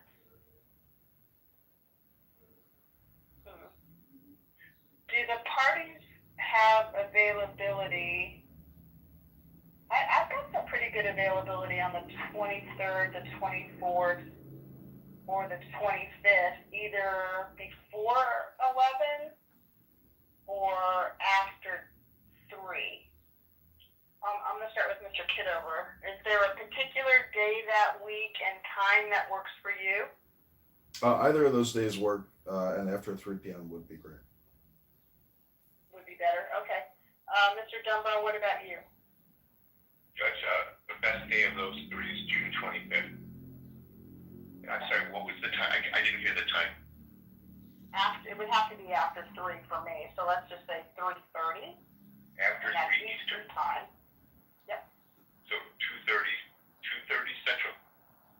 Well, whatever time it is. Dr. Adams, by the way, this is the launch of our Big Back line. But it's 10:39 where I am right Man now. whore. That'll be our first product in our catalog. There'll be a whole line of products dedicated to man whores. So at 3:30 Don't you scold me. Eastern time. This is the launch of our Big Back line. Drewski's endorsing it. We will know the scope Drewski's of an investor, by the way. accepted claims, and we'll be able to move on with scheduling discovery and any other motions. Does that make sense, Mr. Kitover? Yes, Judge. Okay, does that make sense, Mr. Dunbrow? Yes, Judge Michael. Okay. Just taking a note here to make sure I get the date down right. All right.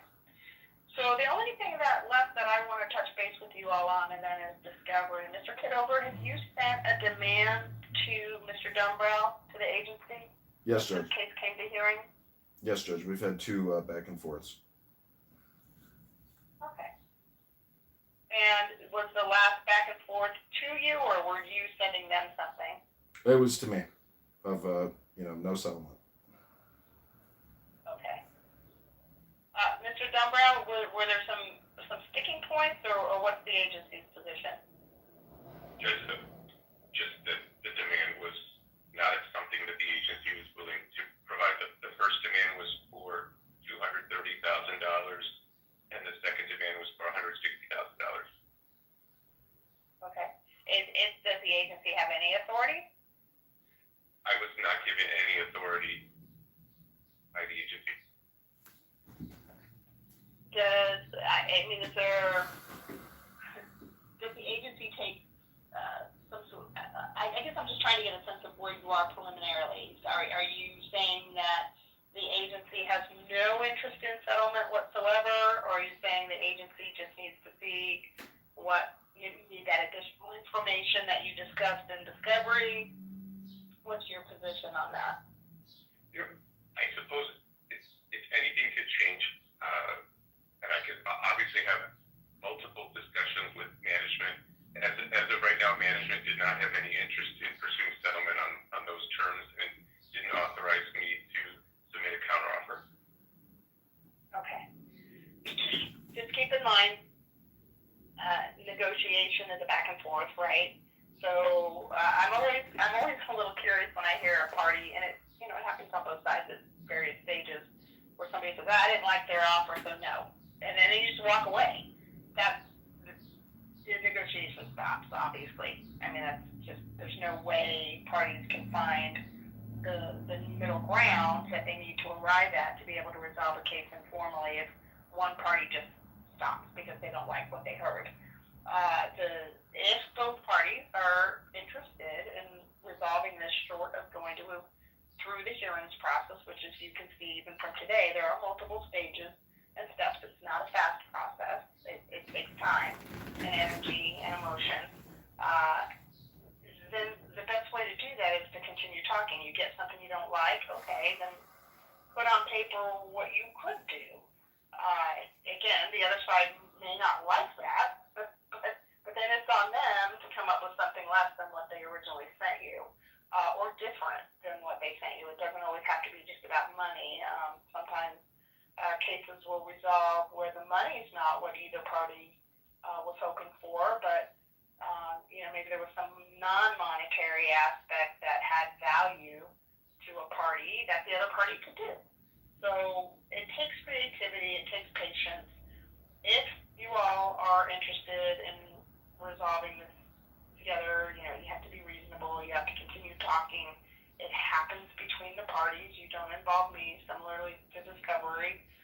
If you find that you're involved in negotiation, but you feel like you're just not getting anywhere or you're stuck on something, and both parties believe a conference would be helpful, you can request a settlement conference. All I need from parties to be able to refer this case to one of my colleagues who would act as a settlement conference judge is a statement that you both think a conference would be helpful. I can't set a conference where one party doesn't want one, or where one party might want one, but they just don't think it's going to be helpful. That's not going to be a good use of anyone's time. So, all you have to do is represent that you think it'll be helpful. So I just wanted to put that out there for both of you. Mr. Kitover, do you have any questions on anything we've discussed today, or do you have anything else you want to raise today? No, Judge, I think it's been very thorough. Thank you very much, Judge. Okay, thank you. Mr. Dunbar, do you have any questions on anything we said today or anything else you want to raise? No, Your Honor, I don't. Okay. Well, I appreciate both of your participation today. We can adjourn, and I will get you your order before the end of the day.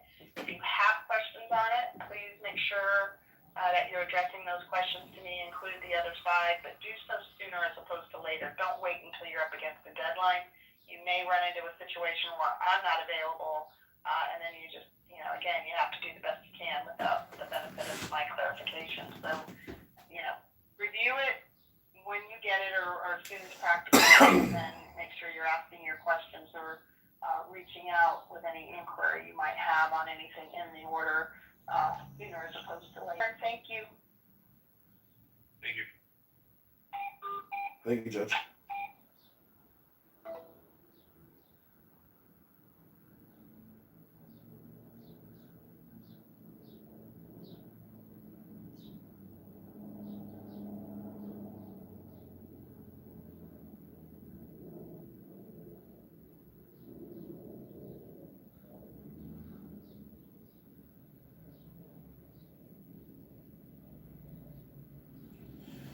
Big back, big back, big back, big back, big back. We're bringing big back, baby. I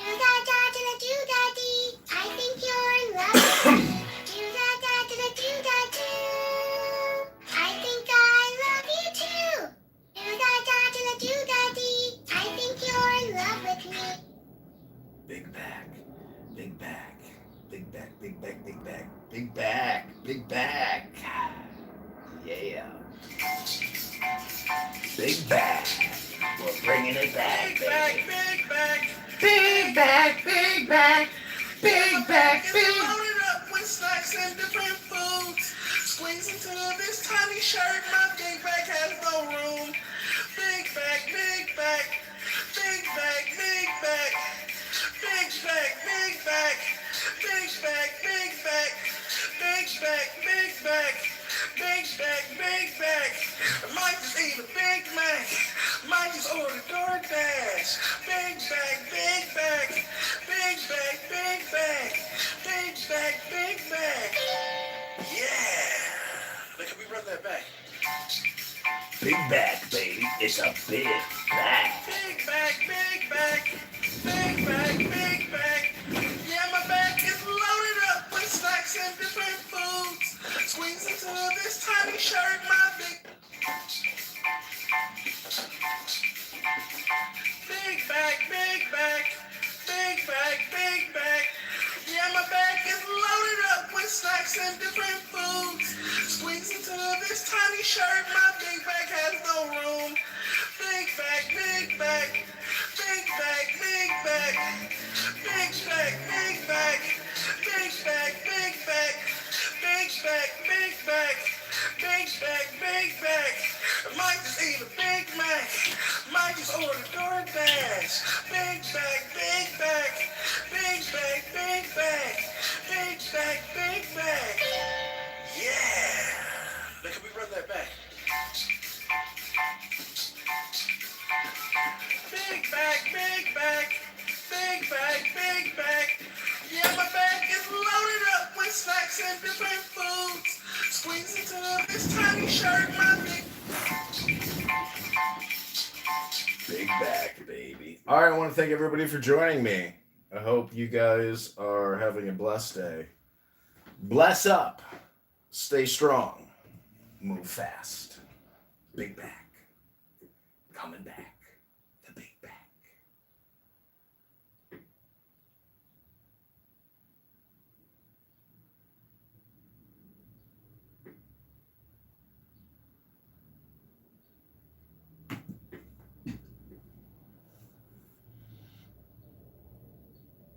Big bag.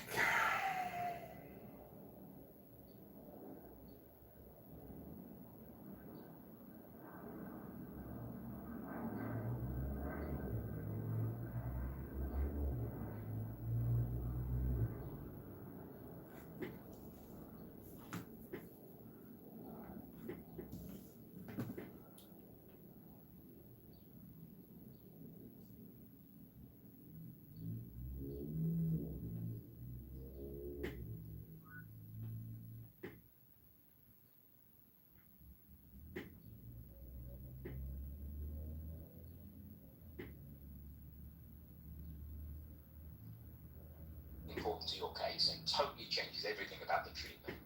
Like I don't know. Oh, by the way, I just went to the Congo and got scratched by something, right? And then you're back in England and you're shivering and they don't know what's wrong with you. And you tell the doctor that, and you tell the AI that, and the AI just decides to ignore it. Just the attention mechanism just says, oh fuck it, who cares? He just went on holiday. I won't focus on that. And the whole diagnosis is fine. And or the other way around. You didn't tell it you went to the Congo and it had massive disease. And then you started diagnosing based on the idea you went to the Congo. You never told it that. And then you you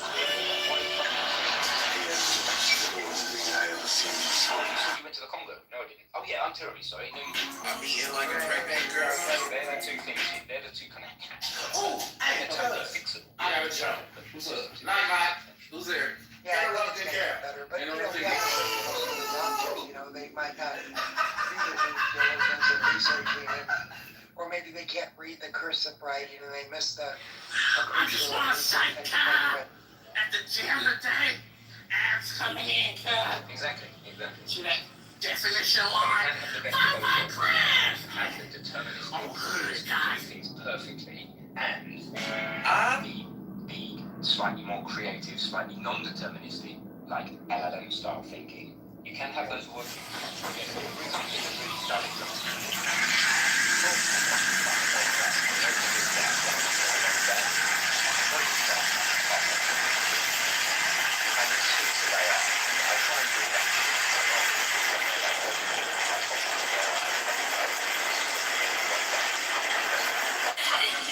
In the name of Jesus, every devil got to flee. You don't have no reason. I'm bold as a lion, I don't fear no evil. Don't think of a blue elephant.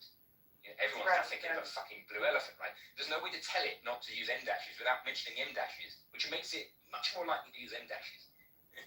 So, Exactly. it's completely impossible, but there is a solution, and that's called a deterministic hook.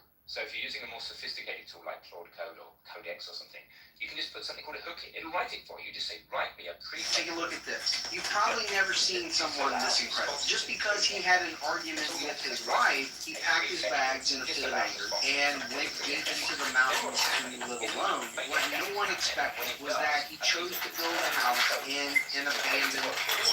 And throughout the entire process, it didn't use any modern machinery at all. The whole structure was built using high-quality wood and rattan. From measuring and cutting to the final construction, every single step was done completely by hand. It has to be said, this man's building skills are truly one of a kind. As it turns out, he had grown tired of the 9-to-5 lifestyle. He wanted to use the savings he had built up over the years to return to the countryside and start a new life. However, his wife strongly opposed the idea. In her eyes, he had a stable job in the big city with a promising future. She hoped he would stay focused on his career, work toward promotions, and earn a higher income. Because of this, the couple had a heated argument. In a moment of anger, he packed his things and headed deep into the mountain. He wanted to find a life that truly belonged to him. At first, his wife thought it was just a temporary income. She believed he would come back home in a few days, defeated and regret. She even prepared herself to persuade him to compromise when he returned. But to her surprise, months passed with no news at all. Worried, she decided to go into the mountains to find him. But when she finally arrived, what she saw completely stunned her. The man had everything in a wooden cabin, perfectly ordered. He chopped his own firewood, cooked his own meals, and even brewed his own wine, eating heartily, drinking freely, living a life that was both free and fulfilling. There was no sign of hardship at all. This left his wife both frustrated and at all.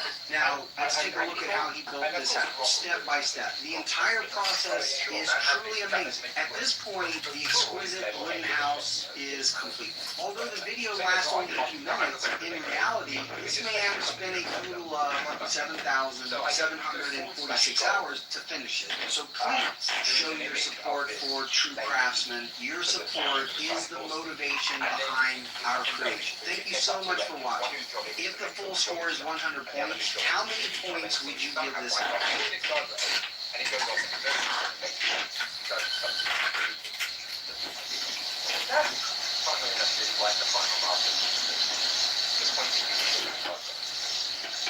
think that's that what you do is I consider that why doesn't anyone want to? I always got accused of abusing my daughter. So I did it. Oh, she might have thought it was funny. You never know. Oh yeah, I'm sure she did. Well, when my daughter wouldn't do her homework or she got in trouble at school, I would beat her severely, but not with physical violence. I would take her to this 30-degree hill and make her do up and downs because I understand that she's young and she's got these endorphins and been sitting around, and she behaved much differently and much more calm and rational when I would wear her body out and her mind would relax. And people would see me outside, you know, running with my daughter, and she's crying and whimpering and being overly dramatic, and I'm saying, get up that hill.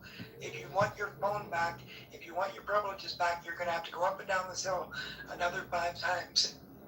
But, you know, she ended up becoming very successful and well disciplined, but I get it, yeah, people think That's that. interesting though. That's completely. I've never made my kids do anything apart from not run in front of cars and things. You know? But it's similar result. Yeah, I mean, she at the end of the day, she didn't enjoy that. Although she laughed at it and said, "You don't run it like a train." That she didn't enjoy that photo, so that end video. So she's like, make one of yourself. So I did make one of myself. So I'm like, okay, well, I'll just delete it then. I mean, the point was testing, the process was testing the AI guardrails because, you know, can you get it to do things that it thinks it's not allowed to do? Like make a, you know, demeaning, what it calls a demeaning video. Well, so I didn't make my daughter do it. I made her make the decision. So, now, when you misbehave, you lose your phone privileges for a week. But how can you get your phone privileges back? Let's go run the hill with that. So she decides, I said, well, you can have your phone back, but we have in order to get your phone back, you have to decide to run with me. And so she would actually make the decision. She didn't have to do it, but she would always choose to do it. Yeah. That's fascinating. I'd like to talk about the empty space as a concept in terms of enlightenment, if I may.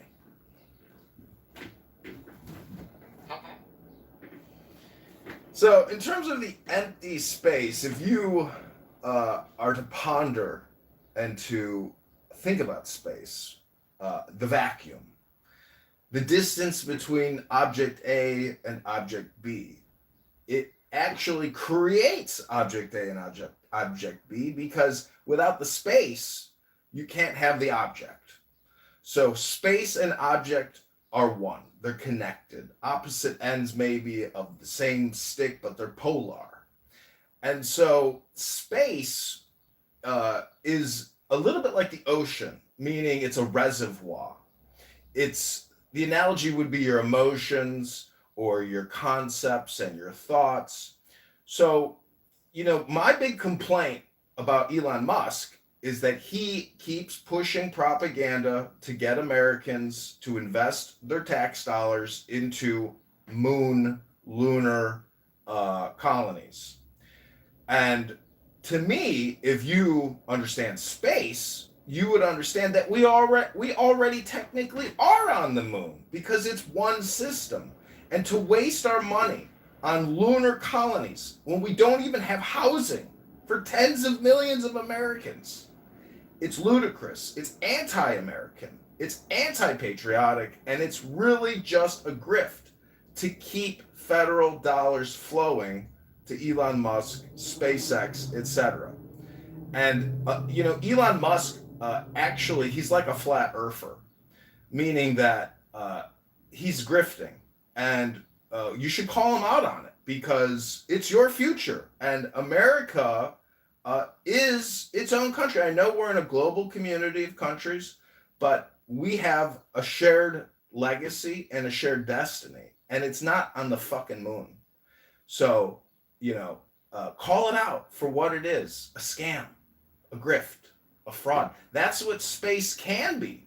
It doesn't have to be that. I know space is so important. We have all these satellites in geosynchronous orbit that make this communication possible, probably right now. But, putting data centers in your backyard so Mark Zuckerberg can make another 10 billion. Meanwhile, the water in your house goes out and there's no compensation from Mark Zuckerberg, as he's on his $300 million super yacht and his $60 million follow-on carrier yacht. So, is that it? Is that good enough? I hope you guys liked it. You could call it empty space if you want. That was awesome. Like, it's actually interesting because, like, when I listen to you as somebody who's like studied and well versed and in all of this, I really appreciate how you stuck with Shunyata there and then gravitated towards Elon Musk and his grift. You do provide a great deal of service for people, even if they're unable to realize it within themselves. And you do a great job with the sense of humor. I would say just don't harass people and you'll get a better response, because somebody like you could really make traction on social media if you actually did it the right way. However you're doing it right now, whatever you choose to do, just Hello? I support you. You're incredibly intelligent. And if anybody was listening at the beginning, if you didn't comprehend or realize, sometimes it takes lifetimes to comprehend that.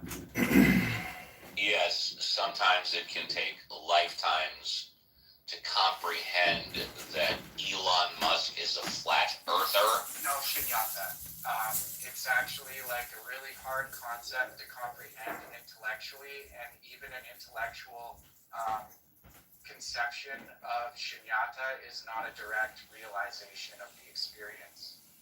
I'm just repeating what he said. Quote. Yeah, but I was bringing attention to I heard the value of what he said before you want to pay attention to the shit to just bring shit into the room. It's not. Hold on, just a second. Please allow me to speak for 2 minutes uninterrupted. I've been listening for 20 minutes. I haven't said a single fucking word. Yes, you're right. I'm simply paying attention to what he said. If you want to bang on me for that, that's fine. But I'm going to emphasize two things that he said. Elon Musk is a flat earther. I see no evidence of that whatsoever. The second thing that he said, which I find no evidence whatsoever, Elon Musk is spreading propaganda. Now, if he wants to provide evidence that Elon Musk is a flat earther, I'm all ears. If he wants to provide evidence that Elon Musk is spreading propaganda, I'm willing to listen to the actual propaganda that he claims he's spreading. Thank you. Yeah, I was just bringing attention to what he said about shunyata, which is translated into English as emptiness. And that's what I was complimenting on. I would think that rhetoric would have been a better emphasis. Like there's this Nobel Prize winning economist, Robert Shiller. He wrote a book called Narrative Economics. And people use rhetoric and narrative in order to set a story to support their economic purposes and to make money. And this is what Elon is doing. So you can fact check that all you want, but I would pay attention to Robert Shiller's work in narrative economics. He won a he won a Nobel Prize for economics for a reason. And I would pay attention to what people say in this room because they haven't won a Nobel Peace Prize. No, I've paid attention to what he said, and I actually commented on both parts of it. So yeah, and isn't it interesting we were talking about attention with large language models? And isn't it interesting how natural language processing works and what people actually choose to pay attention to while they're listening to another person speak? Yes, exactly. I agree with you completely. Well, let me just say this. The evidence for the narrative economics is all over Elon Musk's X space, if you want, or X account, if you do want to see the evidence. And unlike an actual trial in the real world, where actually I just got off of a conference call and a status hearing with a judge and attorney because I'm suing the federal government, this is not an actual courtroom, Steve. This is a conference call for strokers. It's called Dinner for Schmucks. Welcome to your reality. Hello? Oh, hello! Because even... And see, dude, this is what you're defending, dude. Space. I actually got Jesse here in the space that I'm occupying right now. I did not have a chance to respond, but did not support what he said. I appreciate that. I don't support what he said either. Well, I would just quote Pro Lyrical here, who yesterday said he doesn't give an F about this app and the stupid people here because he's got a life and he's busy running it, and this app is tangential, just a little sidekick piece in his little back pocket. So if you didn't hear what I said, I'll quickly give you the recap. Elon Musk is a propagandist. His X account, the biggest one on the platform, propagandizes lunar development. The only way to pay for lunar development is through taxation and borrowing. As an American, as a voter, and as a politician, I stand up and reject Elon Musk's vision of because he wants to. This is his logical reasoning for why he wants lunar colonies, to preserve and maintain continuity of human consciousness, and he wants us to be multiplanetary to maintain our consciousness. That's what he says. Now you tell me about the people on Skid Row that want to maintain their consciousness but have no option of survival except on the street. when we could very easily build millions of affordable housing units in this country within just a couple of years. And it's just so simple. But the problem is, it's the Haiti scam over and over and over again. California and the Democrats there, they rip off the NGOs. Nothing gets built. I apply it equally, though. I don't know if you do. So, do you think the billion for the ballroom could be better spent on the homelessness as well? Because I know you're a Trump fan. Are you able to say that as well? Yeah, sure. Why not? I don't care about a stupid ballroom at the White House. Who gives a fuck? I appreciate that. Because you do got to apply it kind of equally. And but the thing about the ballroom isn't. Difference, and I do think there is. You can make an argument for a different kind of return on investment with the stuff that goes on with the moon. And while I do think a lot of it is posturing and posing and always has been, there's certainly very real science that takes place. So I mean, it's not all. No, I agree. And just like this app, while you're very correct, I do take it as entertainment, like I think you do. There is also very real conversation that takes place, and so it's more fun to engage in the conversation when it's stimulating. Sometimes stimulating is because of the ridiculous things that people say. That sometimes can be entertaining, but if we had our druthers, we'd probably all rather be in rooms that are both entertaining, stimulating, and bring up ideas that we've never got to think about, as opposed to just people screaming and hollering or whatever. But that's especially when you're reminded of how waste of time Clubhouse can be for anything other than a radio station that you choose to interact on when you like what's on the station. And speaking of the ridiculous things that people say, you still haven't addressed the two things that I repeated that you said. Number one, Elon Musk is a flat earther, and number two, Elon Musk is spreading rhetoric. Yeah. So if you choose to retract those two No, statements, you don't understand. then I'm not. we're all good. I'm not saying he's a. I'm not saying he's a. If you choose not to retract those two statements, then I'm going to continue to call you on your bullshit. Okay, let me retract the flat earther, because he's not a flat earther in the sense that we know them here on Clownhouse and on other platforms. I mean that flat earthers don't understand what they're even talking about, what they're trying to express, but have they have a linguistic language incapability. Is they're trying to talk about philosophy, and they believe that economic and equity and it should be flat, meaning that we should have real equality. But they are actually, that's why I'm saying Elon is deranged in the same way. Not that he's an actual flat earther, so let me retract that. And when I say rhetoric, I just mean propaganda. Elon Musk is the spreader of some of the most anti-American propaganda out there, which is to continue taxing and borrowing from us to support his utopian dream fantasy of maintaining human consciousness on lunar colonies. It is the epitome of anti-American stupidity. And he is an elite liberal intellectual like many of you in this room who don't know how to defend your home, don't know how to defend a perimeter, don't know how to have a moral. I know some of you agree with me that I think the biggest problem is our immoral currency. Yeah, immoral currency.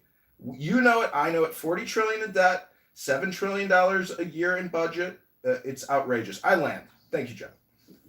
Yeah, so you've got a lot of outrage at Elon for things like that. You have an outrage for spending taxpayer money on the moon, on a lot of things like that. And and when asked about the ballroom, you don't care about that. Yeah, you don't care about that.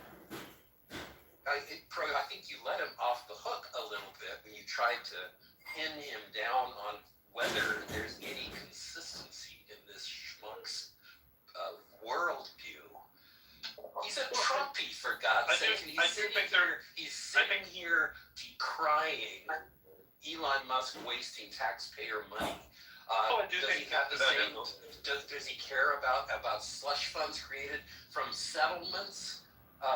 With $10 billion lawsuits against Yeah, but John, the difference is it's rare when you get. I'm not expecting overnight success asking someone who's a blatant Trump fan to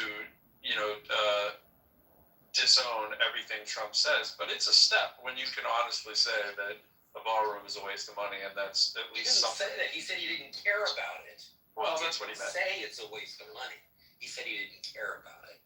What he also said, which I'm going to comment now, is that he had a hearing today or yesterday where he's suing the federal government. I would love for him to post in the group chat his application that he's suing the federal government. No problem, Frankly, Steve. I'll go out on a limb.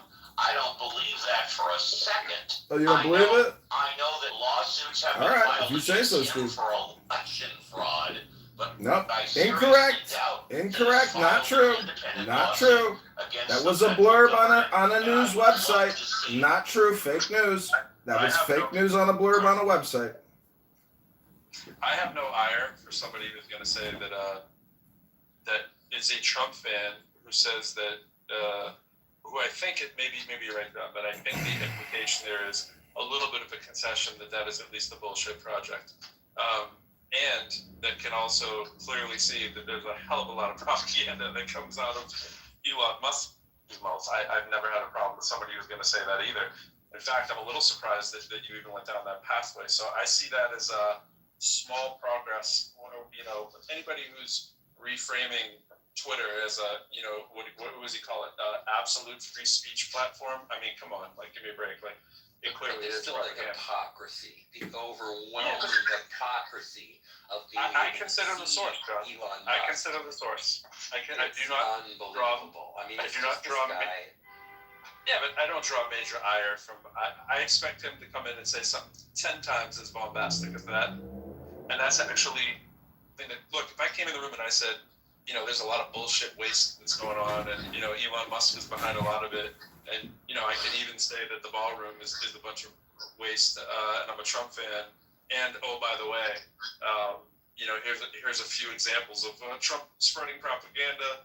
I'm not losing my shit over that when there's a lot more things. Pro, I lose my shit over. if the ballroom's only $1 billion and we're experiencing at least $365 billion a year in fraud, and that's only 10% of the $4.2 trillion in Medicare, Medicaid, 10% would be $400 billion. So what is $1 billion when we lose $1 billion a day to fraud? That's what I'm saying. $1 billion ballroom. To me, the money could be spent on tiny homes, affordable housing. I think that if Trump wanted to be magnanimous, he would actually build Trump cities for the low and disadvantaged that need housing. Housing is the biggest burden on anyone's lives. The expense, the cost. You have to keep working nonstop just to keep a roof over your head. It's insanity. It's the biggest expense in anybody's pocketbook. But Steve, I am suing the federal government, and I'm suing the IRS for sexual harassment and for workplace violence. I'm going to post your lawsuit that you filed in the group chat. In the group chat, this cell phone is a burner phone. First of all, Steve, I'd have to go to my actual office desktop to pull up the EEOC complaint. And why I would waste my time proving to you about a personal business matter, Steve, get a life, man. I would say stop lying and start telling the truth. Get a life, my man.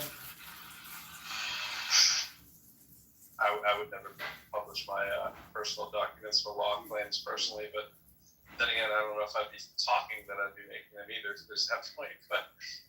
Well, I love you to death. I respect you more than pretty much anybody about Clubhouse. But once you file a lawsuit, it's a public document. You know that, Pro. No, I'm just saying that the ability to there's a lot of public things. Yesterday, I discussed how I don't usually go by my first or last name on Clubhouse, but I also understand that there's 500 pages on me on Google, and I have a Wikipedia page that states my name. But there's a difference on the marketing side of it, what you want people to say and think. Right. As opposed, there's that. So the voluntary, I'm going to post a public document about myself might be more than some people want to do. Right. However, please always remember and never forget that it was Kitover himself that came onto Clubhouse and solicited donations for his campaign. So he was running for office. He solicited donations on Clubhouse. That makes him a public figure. and subject him to certain things that people like you or me, and I've got thousands of documentations on the internet like you. It puts him for public office. He came on to Clubhouse. He got a couple of $1,000s of donations, as far as I know. Steve, I got $600.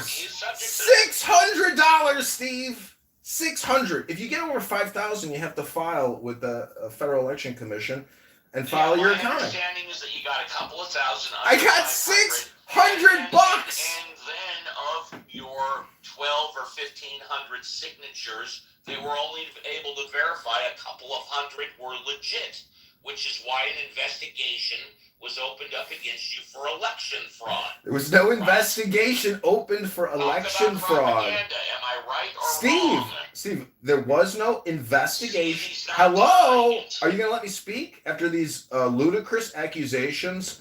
Steve, I ran a clean campaign. I didn't forge any signatures. I raised $600 to run for Congress, and I caused a panic for Darren LaHood in the 16th District, a well-known and powerful Republican congressman.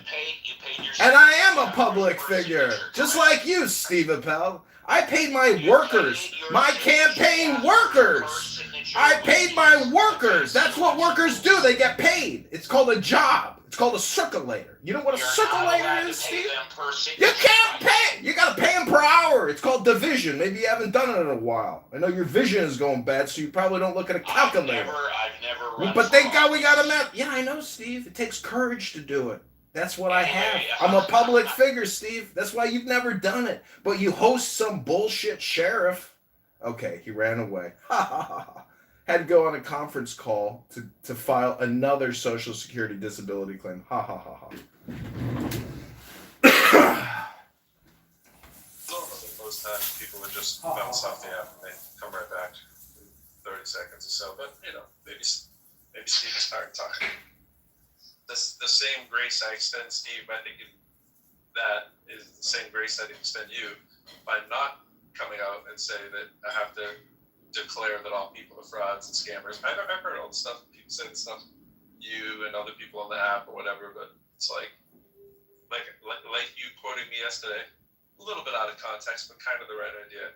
It's like at the end of the day, I really don't care. Like it's not my business. It's not my business to point the finger and tail wag on somebody who's not trying to immediately interfere with my own doing. So I usually kind of stay out of it, but I just kind of try to judge what people are saying and what they're not saying. But I think people carry a lot of baggage from conversation to conversation. I generally don't even remember conversation to conversation that I have with people. I try to always be like that, and then just start the next conversation. Now, do I remember a little of it? Sure. Do you get the context? Yeah. But when people come on doing flamethrowers all the time, and people just because they had a bad experience with them or whatever right out the gate, it's like, bro, that's what makes the app sometimes ridiculous. Well, this is where I think people are unaware that they are their own worst enemies. And, what's interesting about AI and super intelligence is a corporation is indeed like its own super intelligent city or corporation. And this app is a corporation, and people plug into the corporation to have all this communication, to generate data, to generate revenue. But it's still a corporation. So in a way, this is like the corporation of the future where nobody gets paid to come to work. So, we are... We are volunteers, so to say. Yeah, we're volunteers, but you could look at it as like employees and not volunteers. Because technically people come here with the attitude of an employee. And as you just witnessed, Steve, who works in the legal profession, for him, his kick is to come here and get to play the judge or an attorney. Because he's not an attorney. He's a paralegal. Unpaid, though. Unpaid. Unpaid. But it's work. Because it's just your time. Where you spend your time is your work. The creation and the creative value you bring. So, in many ways, Clubhouse is like the empty space. space is like a corporation as well. And the thing to me, which is so amazing, is if you study astrology and tarot and occult sciences or occult philosophy, especially with the zodiac and the planets. Most people like I'm actually looking at the moon now in my backyard with a telescope. And when you spend time looking at a moon, and then you start thinking about the concepts attached to the moon, it's interesting.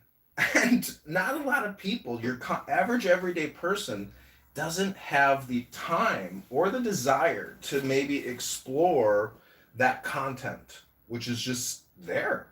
But it's just crazy that people will spend their whole lives and never contemplate what the fuck Saturn means, or what Jupiter means, or Mars, or Mercury, or Venus. I mean, do you like astrology, Miss? Look at it, right? Do you like astrology, Miss Nancy? Oh yeah, I do. Because to me, those are. Telescope, and I've looked, but it's not good yet. I don't necessarily mean like, physical astronomy. I'm talking about the subjective, not the objective. And so I was going to try to bridge. I was going to try to bridge with Steve and say, listen, Steve, I'm playing devil's advocate here. I do side with you with regards to science and objectivity. Because to poo-poo SpaceX and what they do is ridiculous. Because honestly, it's fucking impressive and it's amazing. But building a tiny home for somebody on Figueroa Street, in downtown Los Angeles, like, that's also amazing. Everything is amazing. But the thing to me is priorities. Lunar terraforming is not the priority of America. And it never should be and never will be. But that's what Elon Musk says it should be. And that narrative farming, that content farming, it actually flows to federal dollars, tens of billions of dollars that Elon wants to get, because the truth is almost all profit is derived and created at the federal level. At $7 trillion a year, there's not a major corporation that does not receive tens of billions of dollars. And the big beautiful bill, the top corporation is Apple. They're getting a $70 billion a year tax credit. $70 billion. They don't need it. But what it is that means they don't have to pay taxes. They do not have to pay taxes. But at the individual level, when you file your federal income tax, you're paying a lot in taxes individually. Why is the individual supporting the government, but the biggest corporations aren't? What? Is it all the lobbying? It's got to be. So, anyways, I'm just saying that we need a serious corporate tax reform in this country. We cannot continue supporting the government on the backs of the workers. The liability has to transfer back to the mega corporations, the Fortune 500. If you don't think that is not one of the biggest problems, and you've never talked about it, or you don't talk with people that do talk about it, I mean, to me, the issue is always tax reform. It's not ideological propaganda and polarized ideology. It is tax reform. That's the mega issue, in my opinion. It's the issue. It's always ever present. But what are you? You're the one who has so many accounts on this app. Is that you? Yeah, it's me. Oh wow! But that's also work and effort. You do more work than we do. We have maybe 1-2 houses. That's it. But you actually working on it. That you get people there. And you have a lot of accounts. It's not heavy lifting. It's pushing a button. I don't know. That looks to me. Well, have you ever worked in a restaurant for 10 hours? I mean, I'm not coming home broken. I'm just curious because, why they after you? And I heard a little bit of what Steve said, but I didn't understand what was going on. I ran for Congress, and I solicited money here, and people were promoting me here. And I raised a meager $600. $600. And I think my total campaign spent probably like $2,000. No, way more than that, like $4,000 or $5,000. And I had to generate signatures. And I'm accused by my opponent. Now, no, it's not the election commission. It is my opponent who I have accused of fraud. He accused me of fraud, but I accused him of fraud 1,000 times. So I'm not that upset that I'm accused of fraud because I've accused him of fraud 1,000 times publicly. COVID-19 is the biggest fraud ever created in terms of legislation and HRX to create trillions of dollars in debt. So, I didn't forge any signatures.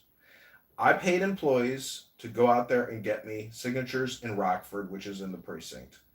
And I think some of the people involved in the network of people, of the girl that I hired off of Craigslist, I think her boyfriend, they must have gone to a restaurant and bullshitted some of the petitions. Now, I have no way of knowing that. And they didn't do a full audit of my petitions. And the woman who worked for me is less than reliable. Let's put it that way. She was hard to communicate with. She disappeared on me. I had to hire an Uber to go to Rockford to bring the petitions to Chicago. She was extremely difficult to work with, and I was being shaken down. Okay? So. Did you not fire her then? She worked for you? Well, it's just a temp position. It's not some type of, business. So anyways, I'm just saying people on this app like to rag on me, but I have the experience now of running for Congress. That experience is invaluable. Not many people in their lives will ever experience that. Running for Congress for real. Yeah. Yeah. Start to finish. I never met somebody running for Congress sitting here on the app. Yeah, I ran it start to finish. That was my second campaign. My first campaign was to run for committee person, which is a know-nothing, unpaid position within the party. And that was my first experience with lawsuits. There's a quasi-election court that every candidate goes through with regards to petitions and challenges to your signatures. And now I'm running for mayor of Chicago. The interesting thing about... You wanted to be a mayor from Chicago? Yeah, I'm a resident. I'm a resident of Chicago, and I'm running for mayor in Chicago. And the most interesting thing that I have discovered. When you are accused of fraud, can you then become a mayor? Of course. Like Trump. Well, you got to understand, fraud on the internet is just online rhetoric, banter, and defamation and slander. It's to defame an individual. And again, as I just said earlier, I defamed and slandered my opponent 10,000 times by calling him a fraud. Because if we have an unbalanced budget and you're siphoning $2 trillion off the top, which is just a skim, you are engaged in immoral, unethical, less than virtuous financial management of our system. It's my opinion. We could take out $2 trillion from our annual budget right now and call it a day. But we won't do it because that money is the cheddar. That's the cream on top of the milk. And what are you going to do? You're going to stop? You're going to stop the VIG? That's what it's come down to. We have a $40 trillion mortgage. We got a $2 trillion skim, and we have a $1.2 trillion annual interest payment. So the whole thing is now completely set up against the average American to completely impugn a system of debt slavery against you your entire lifetime. If you're 20, you can't escape this. So as a liberation mayor or a libertarian or a Republican or a Democrat, it doesn't matter what party I am in, you have to advocate for tax reform and ultimately debt resolution. Because it's unfair to ask a 21-year-old today to work for 50 years to service the debt. Like, we need a debt jubilee or some kind of consolidation. It's within our power to do these things because we can shape the narrative based off of our words. And it will bankrupt the entire system and banks will become insolvent, but they will recapitalize and new technology will have to take its place. We need the entire legal industrial complex to also, we need to see, this is the problem with Elon. We don't need to terraform the moon. We need to terraform industries and categories of business in our society. And we can't expect a 21-year-old with $120,000 in college student loans and $450,000 in federal debt liabilities to accept $1 million debt that they have to work to repay, and it's only growing. Yeah, that's sad.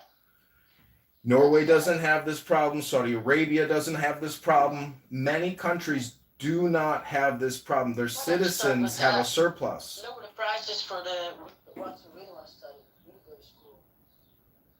I'm just advocating. Make it lower the prices. I would say they are students. They're not like rich and have a job.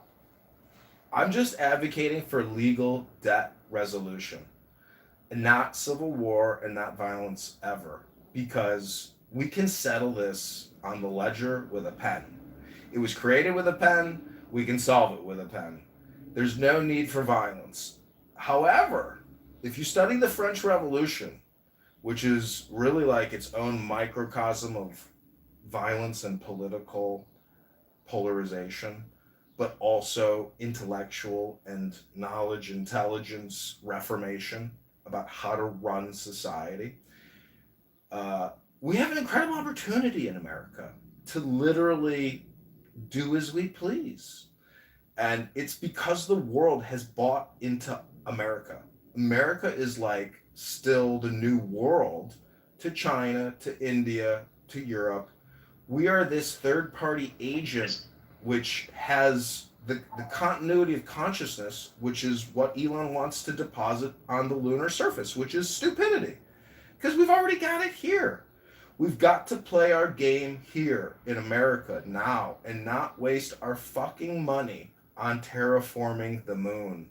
Let's not be the what Elon Musk and his bronies, aka Adrian Dittman and his group of cool guys do, because they're not cool. Elon has issues.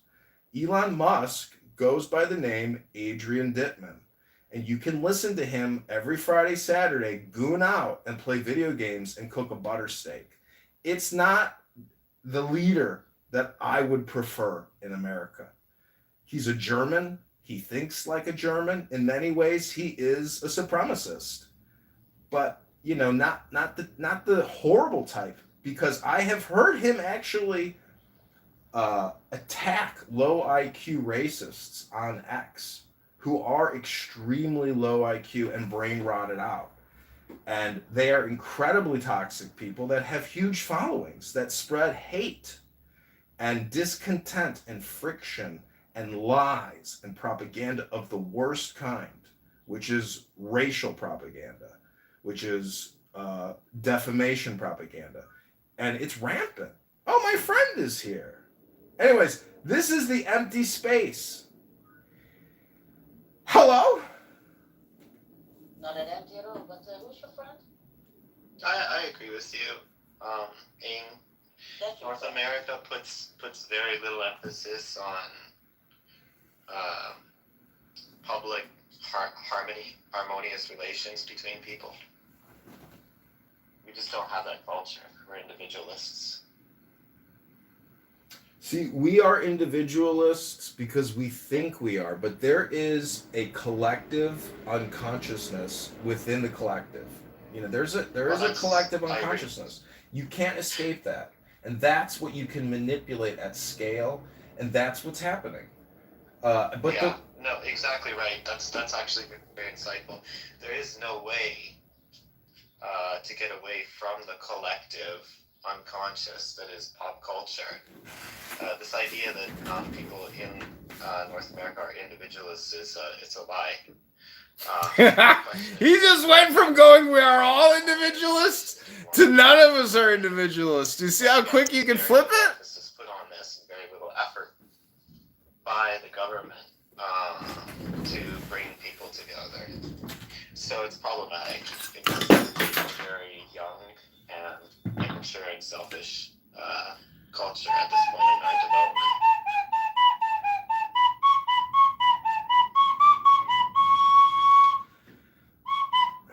Well, you know, I play music.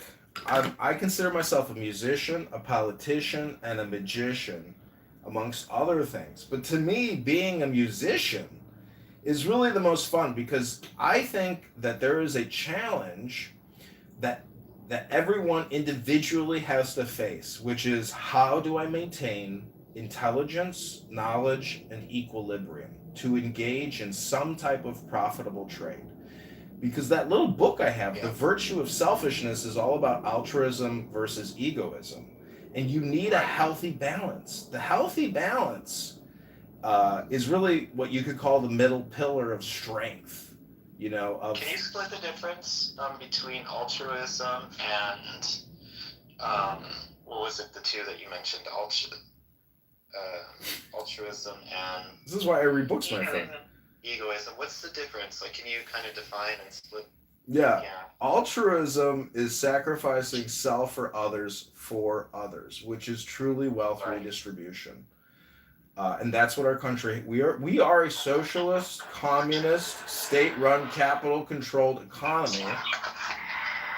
And egoism is essentially, I think, just a concept, because there is no such thing as an ego. But in relation to the comparison, egoism is not necessarily self-centered narcissism. I think it's just protectivism, security. It's the intelligence of how do I optimize, survive, and in that process, help other people become productive and creative and intelligent. Why do you think people go to school? And so I'm just saying that we have a unique opportunity, I think even with Clubhouse, to actually cut the budget for public education and force people to actually document their knowledge and document their education, which is you go on YouTube and you read a book. You have now confirmed to me that you've read this book from start to finish because you filmed yourself. Prove it! Don't tell me, show me. Show me! I do want to push back. Oh, sorry. Well, one thing I want to push back against. Bull rush. You know, when we talk about altruism or equality, these sorts of things within North America, very often we're referring to money, things like money, but I don't see that as our largest problem. People lacking money is not a problem in itself. Not exactly. I mean, it is problematic. I think the greatest difficulty that we have is crafting a high trust society. If you're poor, but if you have health care, if you're poor but you feel like there is a very good chance of raising yourself up. If there's not much tension between different groups of people within a society, this is what we kind of want to work towards. But the news and the media is really, we're all about outrage culture, and I think this really holds us back from developing further here in North America. You mentioned China. China is kind of just laughing at us, bro. Like, I know it's not a perfect place, but they understand the importance of at least the government trying to make a really good run at crafting a high trust society, right? We just don't have that. High control, like authoritative dictators. So, like, I think just it's not all bad, dude. Well, I think just recently she removed 200 some high-ranking military personnel because of concern that they could eventually right. Or they didn't necessarily. Yeah, I'm talking about something different though. They weren't compliant. So trust isn't compliance, and in China, it's compliance. It's not. This is a dictatorship with mass surveillance. No. I'm talking about something. Dude, I understand what you're talking about. I understand, but I'm talking about something completely different. Maybe should I know, dude. I know you're Buddhist. Yes. The behavioral behaviors of the populace are controlled by the top down. Okay. Yes, they are. Okay, so, dude, I'm talking about something very different. What I'm talking about is a tradition in China, Japan, and Korea. These cultures I'm very well familiar with, and it goes back to 3,500 years, even before Confucius. Right.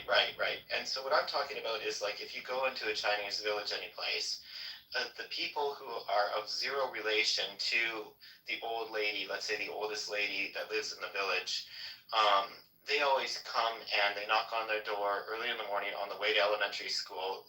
They knock on our door, even like I was saying, there's no relation. They say, hey, Grandma, how are you doing? Is everybody okay? Right? And in a lot of these old villages, the houses are built in circles. They're like circular apartments, and everybody watches over each other. There's a very, very strong sense of community.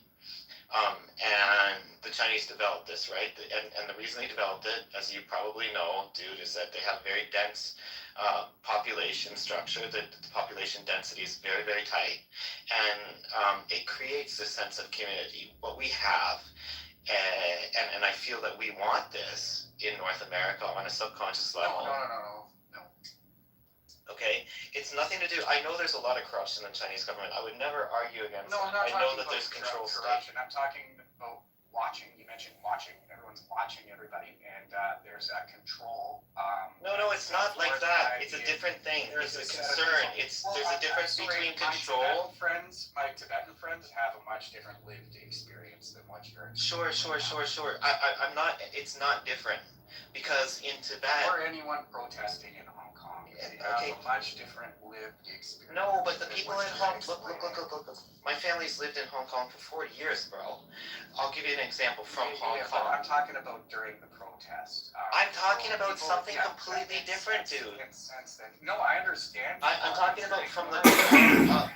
You're ignoring reality with your little. I'm not ignoring. I'm not ignoring what you're saying, dude. I know these problems exist. I'm not talking about government control. I'm talking about a ground-up thing. So you mentioned Hong Kong. In Hong Kong, they have these massive buildings where like 3,000 people live. They're called danchi, right? And these danchi, on the first floor, you have very cheap. When the businessmen, when they get ready to go off to work, you can go down to the first floor, and everybody there in the morning has like a coffee, Hong Kong coffee, buns, and it's quite cheap. And everybody it's not socialism, but it is a very strong communal feeling, right? You say, I live in this apartment, and everybody kind of knows one another. What my whole point is that I'm getting to is that you had mentioned government control in China trying to oppress people, and I completely agree with that. But what we have here in North America is, I feel on a subconscious level, people want this communal feeling because it's natural for all human beings to want this sort of high trust society. Because we have they go together. There are two ways of thinking about the same thing, or shall we say two dimensions of the same thing, just like length and breadth, or just, shall we say, like shape and color. You see, nobody ever saw a shape that wasn't colored. Nobody ever saw a